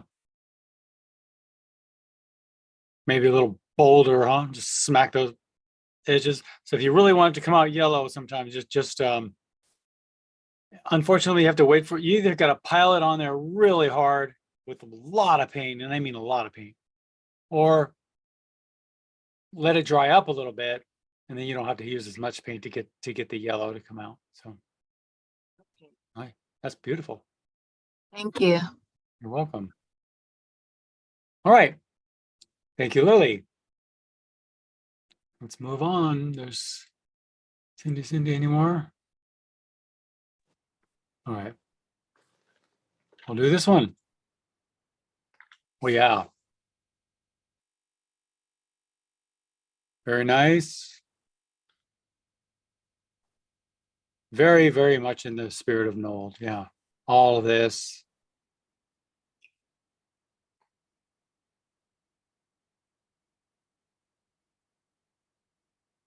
And you got these little darks over here.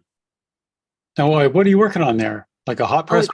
Oh. It's hot press, which is hard to make bright enough for some reason, but that's okay. I wonder what that's all about. I know what you mean. With Nolde too, you just really have to load the paint up. That's the thing to know. Just give yourself a big area and a lot of paint and just go for it. Great looking copy though. Yeah, very nice. I mean, great edges. Right, the hot press will give you more of these hard edges. And it's just going to dry differently, you know, so that's just the way it is. And even my paper wasn't exactly the same kind of paper he's working on, so. And even some rice papers dry differently, I'm sure. So, okay. Thank you, very nice. Okay, thank you. Looking work. Yolanda. All right, Yolanda. So you Hey, push, Rob. hey, so you push the looks like you put the horizon down a little further and got more, and that's got a good look to it. Yeah, and I tilted the paper at the end when it was wet. I wanted to to see if they would get those fingers in there. Those orange fingers? What fingers over here? Uh-huh. These? Oh, fun. Well, it looks very Nolde-like. Did you like this? I loved it. I Yeah. loved it. Very liberating to paint like this, huh? Yeah, when I was painting some other things that we've done previously, I tend to use this technique, and it really worked for me. Well, good. But for those, I'm not. Are you in the landscape class? I forgot. I was not the Oh. one now. I'm in the But it- Friday class. But anyway, this. Oh, okay, that's right. I'm sorry. Yeah, we'll be doing this tomorrow in class too. A lot of things with this sort of spirit to it. Anyway, so all right. So anyway, beautiful edges again. With if you want them a little softer, you know, you Yeah, just I'm come gonna. in with a touch of water. And that's another advantage to working really thick too. When it dries, it's easier to break the paint down. Just so you know. So Right, I haven't gone through the first drying session yet. I know. Well, we got a little sun, so you could just Yeah, a little bit of sun. I'm in Jersey. It's a little rainy here. Oh yeah, Jersey. That's right, huh? Okay. All right. Where in Jersey? New Brunswick in the center. Oh, okay. Because I go to Ocean City a lot. Southern Jersey. Lovely, lovely. All right. All right. So okay. Excellent work. Thank you. Oh, this is your other one? Okay, I'm sorry. Yeah. Again, I You took the totally paper. have it. I mean, that's it right there. Yeah, it was so much fun. Beautiful. Okay. Thank you very much, Yolanda. Thank you. We'll do it again. And thank you for all your suggestions for the Huntington class. I'm getting on. It's just hard to make a video on it right now, but I'm trying to get. For the next time, I think it Yeah. might. It'll help everybody. You know, how many times can they ask you, how do I mix my colors or clean my brush? Right. Okay, Yeah. thank you. Yeah, I know. You're a great teacher, though. Great. Well, thank you. Teresa, let's see. Oh boy. Hi. Teresa does a lot of wet into wet. What did you think of this? This is right up your alley, huh? I love it. Love it, of course. Oh yeah. And you have very good control over wet into wet. Where did you learn that? Did you just learn it on your own, or? I learned from you. Me? Oh, okay. Well, you do fantastic wet into wet things. See, anyway, if you want these kind of edges, everybody, just it's just all about understanding which side has the most water in it. And then this is pretty much 50-50. She's getting a nice soft edge and one's not really bleeding into the other too much. It's about the equal. I say take some pieces of paper and practice. Which did she lay down first, the yellow or the blue? I made the blue first. I can see the yellow going over the blue here. Yeah. Yeah. And try to match the wetness of the blue when you apply yellow. Mm-hmm. Right. So you start over here and then ease it into the edge? Or do you just start it right on the edge? I start right on the edge. Wow. Because I don't want the edge to be dry. Oh, that makes sense. Because yeah, it doesn't matter on the inside, huh? All you have to do is just feed it into the inside. That makes sense. Mm-hmm. Whereas I don't think I did that, but I forgot. Anyway, beautiful. Look at this. All of this really organic stuff just by keeping understanding how wet your paper is. And the paint, of course. Nice looking boat too. Wow. So do you wet the whole paper and then put the colors, or do you wet the colors? Colors first. I wet it before I paint. The whole paper, you wet it? Yes. Yeah, you can see everything's got the wet edge in it. So yeah, it had some bleeding, and I use the tissue paper to absorb some. Right. to stop the bleeding. Yeah. We're like surgeons over here, huh? Mm. Well, thank you, Teresa. Nice work. Thank you. All right. And there's Gay. Any more Gay? No? Okay.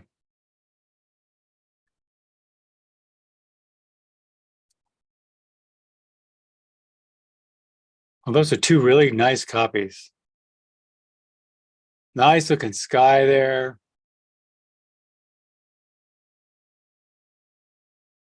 Nice looking boat. Excellent. Anything give you any trouble there, Gay? No, I was trying just to work wet into wet. And I Yeah. put the yellow on the boat one, the top one. I put the yellow down first and then the blue. So I Okay. have a lot more green around the edges. Right. And he had quite a bit of green in there, so maybe he did it that way. I did have a little trouble getting those green things that look like cactus, so I decided they were cactus.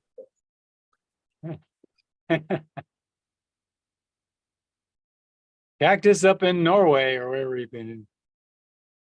And these are exquisite. These colors are just beautiful. I like how you built it up a little darker along this edge, almost give you like a core shadow in there. Feels like reflected light. That's a really nice one there. Thank you. Now you can see you laid down did you let it dry and then come over it to get this hard edge? Yes. Yeah. Well, I used the hair dryer. I cheated.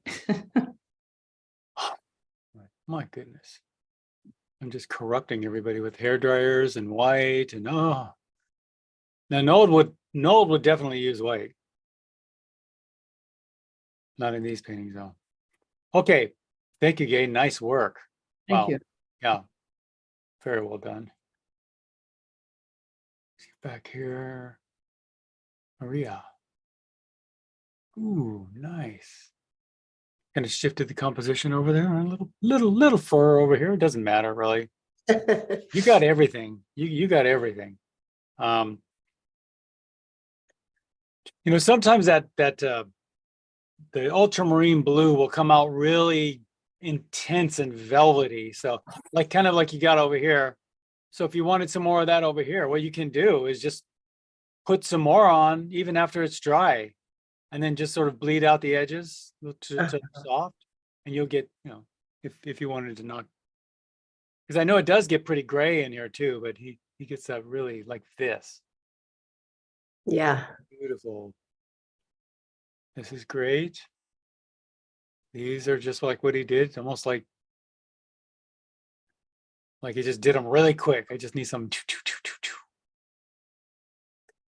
It was a lot of fun. I think I'm going to have to be taking your classes for life, because every single one of them is a new exploration. And I try to follow the advice of everyone on how to get the bleeding going, and kept experimenting and trying different things. It was a lot of fun. Thank you. Well, thank you. Yeah. Yeah, you got plenty of good bleeding going on here. I don't know, what kind of paper are you working on? That's the grandma hair, the one that Grumbacher. Okay, I don't know about their paper.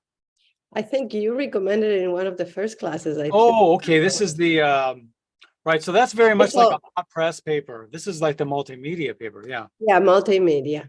So that's very much like the hot press paper. You'll get softer edges if you work on the arches paper. So just so you know. Okay, that's good, because I'm ready to get new paper. Yeah. Yeah. Arches. We typically use the Arches 140 cold press. Okay, Archer 140 cold press. Great. Yeah, it's got the green on the front. So thank you so much, Bob. That was Sure. great. All right. Thank you. And we're off to Cynthia. Any more, Cynthia? Okay. Ooh, look at that. Everybody, you just did so well today, you guys. Great job. I can barely hear you. It's not your fault. I think it's just your It's that phone communication thing. No, that's not me. Oh, that was there. That's your, or somebody's playing something in the background. I can hear like a radio or something in the background. Faintly. Whoops. Sorry. Anyway, beautiful progressions from color to color. Like these are really soft, so you can tell it's a really wet edge. Whereas these are hard, and you know that's what we wanted. We wanted those harder edges up here on the top. Now he does actually put those yellows on pretty thick and opaque. So you know that's another thing to try if you want to sometime. Anyway, very nicely done. And you got your other one here. Again, now see this right here? To me, I just love those things. Little, I don't know. Look at great watercolorists too. Look at the really great ones. They usually always leave it. They usually always. 50%, they leave it 100% of the time. I love that kind of stuff. So anyway, getting some nice edges here again. Great. Nice hard edges here. Did you hit it with a hairdryer? No, I just let it dry. Just let it dry. Yeah. Yeah. I have a hard time like keeping the pigments on the paper. Maybe is it my paint or is it my paper or paper? What kind of paper are you using? It's just the Blix. The Blix. Yeah, that's why it's cheap paper. Yeah. Is it 100% cotton? Doesn't say. Because I saw some of their watercolor paper was 100% cotton, but I tend to shy away from the cheaper papers because for that reason. Yeah, I think the new ones are 100%. Oh, okay. So if it's just a regular watercolor paper that's not 100% cotton, then that's why.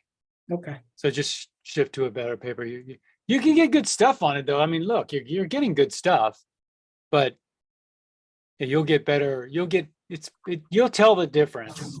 It's just easier to work with, I think. So, all right. Thank you. All right. Thank you. Nice work. And now we're at Diane's place. Nice edges, Diane. Look at that. Beautiful. You do great wet in the wet too. Okay, thanks. Thank you. Remember your portrait you did in my way back when we had portraits before the pandemic. Gosh. Yes. Seems like forever ago. Did you do Maya Angelou or something? Yes. Yeah, that was a good one. You did like this. I remember looking at your wet in the wet going, wow. Anyway, this is great. I mean, perfect. You got his technique down cold. Let's see your other one here. Any questions about this? This is wonderful. Well, it was just fun doing this, just working really with a limited palette and working really wet, starting off with a wet paper. And I just liked all the, I tried to be intentional about, keeping the blue and the yellow apart. when we're laying it in, but I just loved all the accidental blending that it did. That was fun. Yeah, I really enjoyed that. Me too.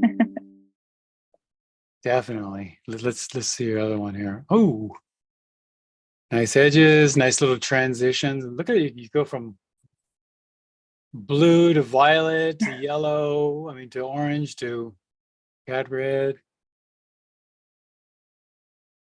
Nice. And I like that you just leave a lot of these bursts of bloomy things happening. Yeah, it was fun to just embrace the bloom. I really enjoyed it. Embrace the bloom. There is a great t-shirt name. Just right on your t-shirt, especially for spring, huh? Yeah. Nice photograph too. Wow. Look at the blooms. I noticed that I guess my watercolor, my ultramarine, it must be the granulating type, because I couldn't really get a real solid. I guess I'd have to go back over it because it was so wet. But you see all that granulation. Yeah. The little it settles settles in the paper. But Right. that's kind of a cool texture too, Yeah, I think. definitely. And what company is it? Is it Schmenke? My blue, Yeah. the ultramarine, I believe it was gosh, I think it might have been Daniel Smith. I think it's Daniel Smith. They have a great, I love their ultramarine blue. Yeah. You're right, it is Yeah. grainy. Yeah. Yeah. But Yeah. not as granulating as Schmenke. Schmenke is wildly granulating. So All right. I've never That's something to tried know. that. I've never tried that, but yeah. yeah, I mean, it just comes up. I mean, you just get these really fun textures, which is fun. I mean, especially for today doing this.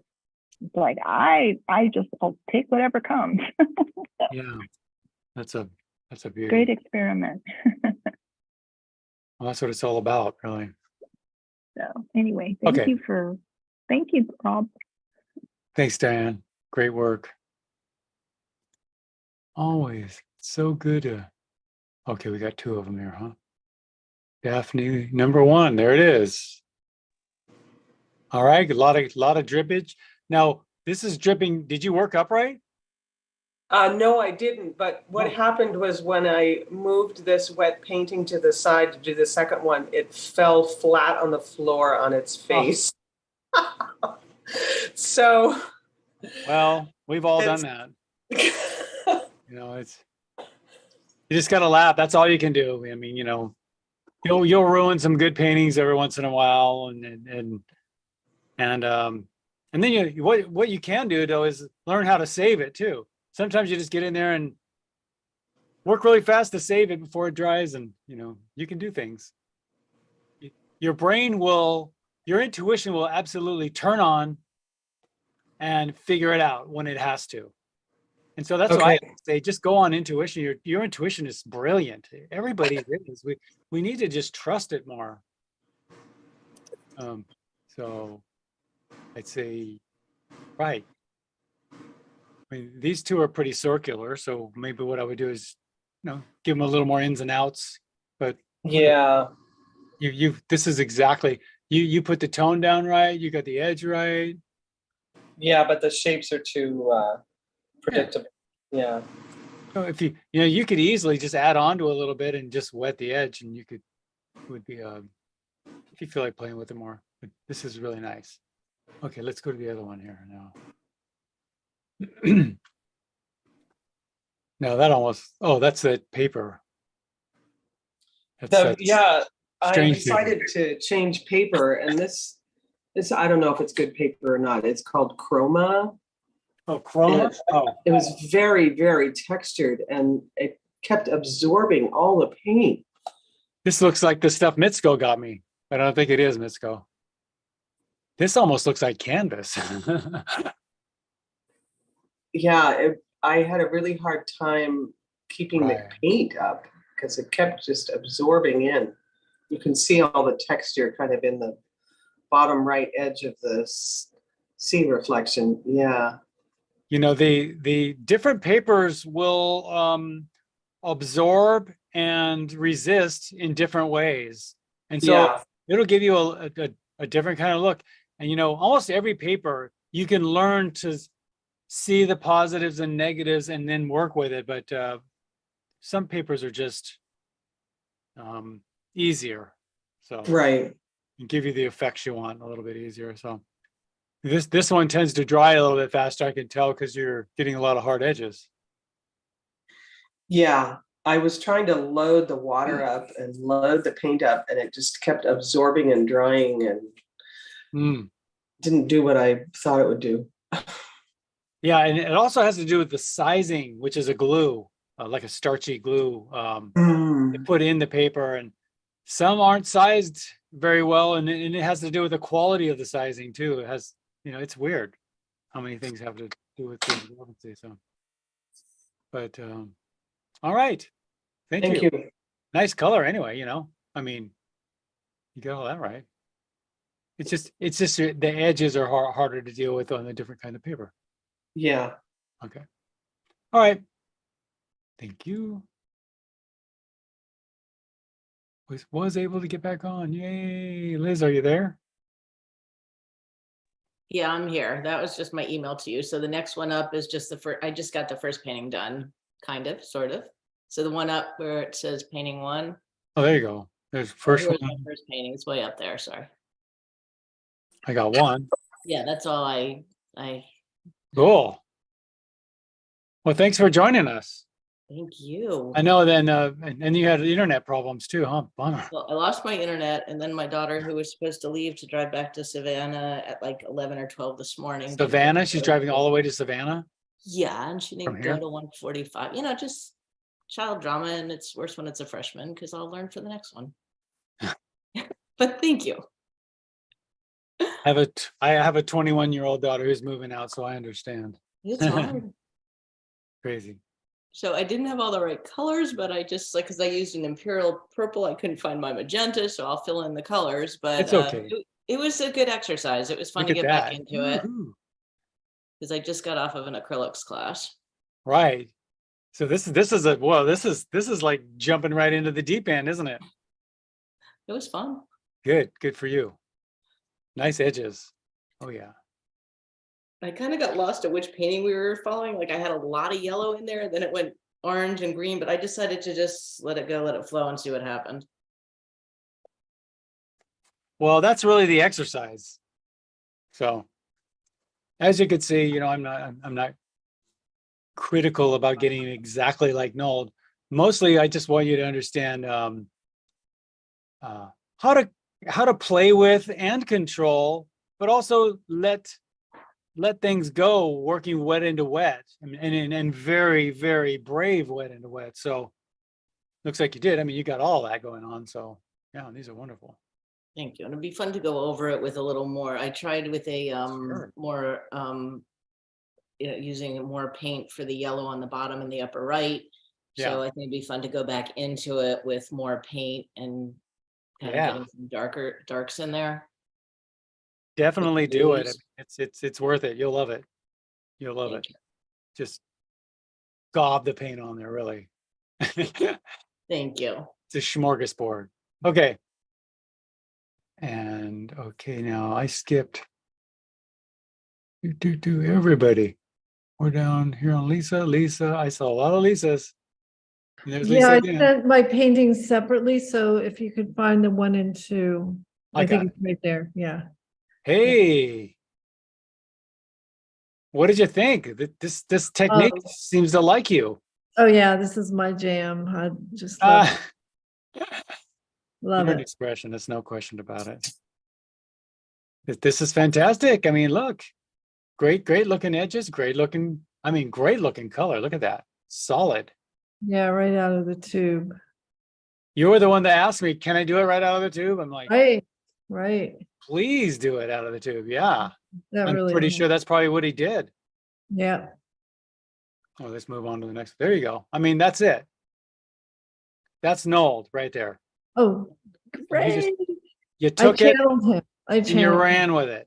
Yeah. I like that you channeled it. Exactly. You didn't, it's not about necessarily making this photographic copy as it is really grasping the kind of the mood he was in and his way of expressing. Yeah, he's great. I loved him. I like his style. Yeah. Well, I want you to do more of this, you know, when you work. Thank you. This Yeah, this comes- is more me. Yeah, it comes more natural to you. Okay, well, Yeah. there you go. Thank you. Yeah. That's what the class is all about. Yeah. I mean, certain artists will speak to you more, and then you just take to certain techniques better than others. Everybody does. So Yeah, right. Everybody Yeah. has their thing. Exactly. okay. All right, Thank thanks. you, Lisa. Mhm. Go away. Oh, wait. I think I'm in Henry. Ooh, Henry, you're on Wise Paper, huh?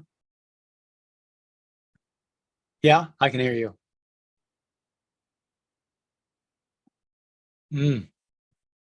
Great looking edges. Wow.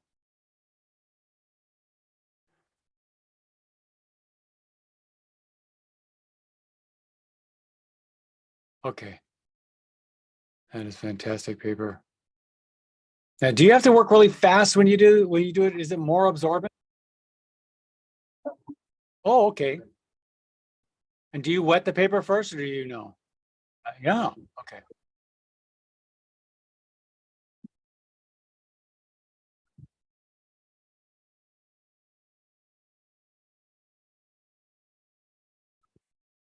Oh, well, you're getting great looking edges in here. Look at that.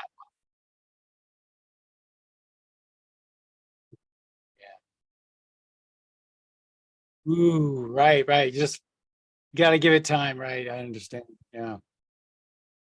I like this little. Yeah. Really? How long do you leave it there? Really? You just leave the brush right on there? You're a wild man.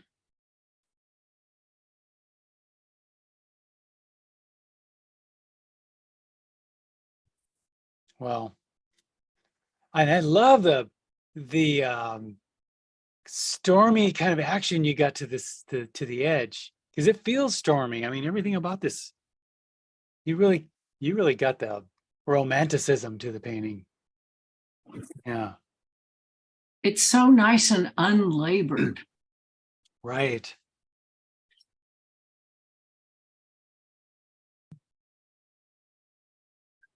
Yeah. Love these real greens and turquoise, and yeah, look at that.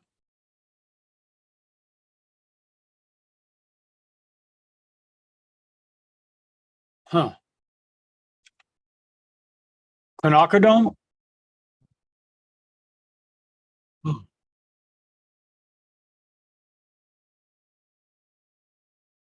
Okay. I think I've seen them. I don't know.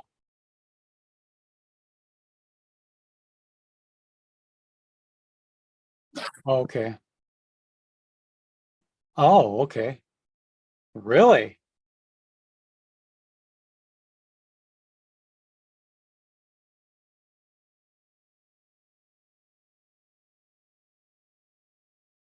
Yeah.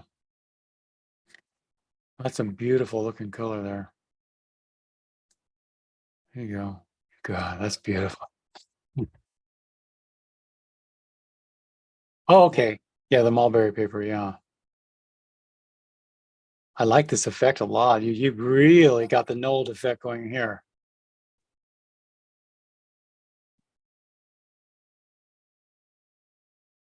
Yeah, we should just do this all the time.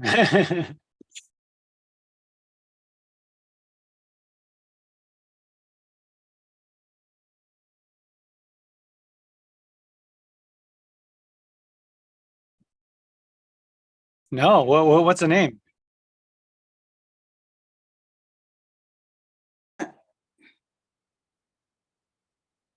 Oh, okay.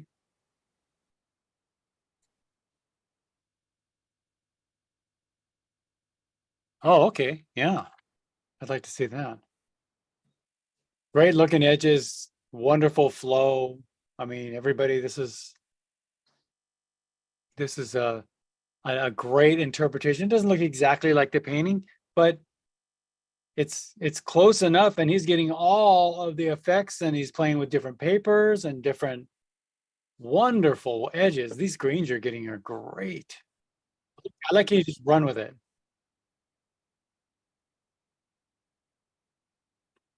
All right, the mountain. Okay.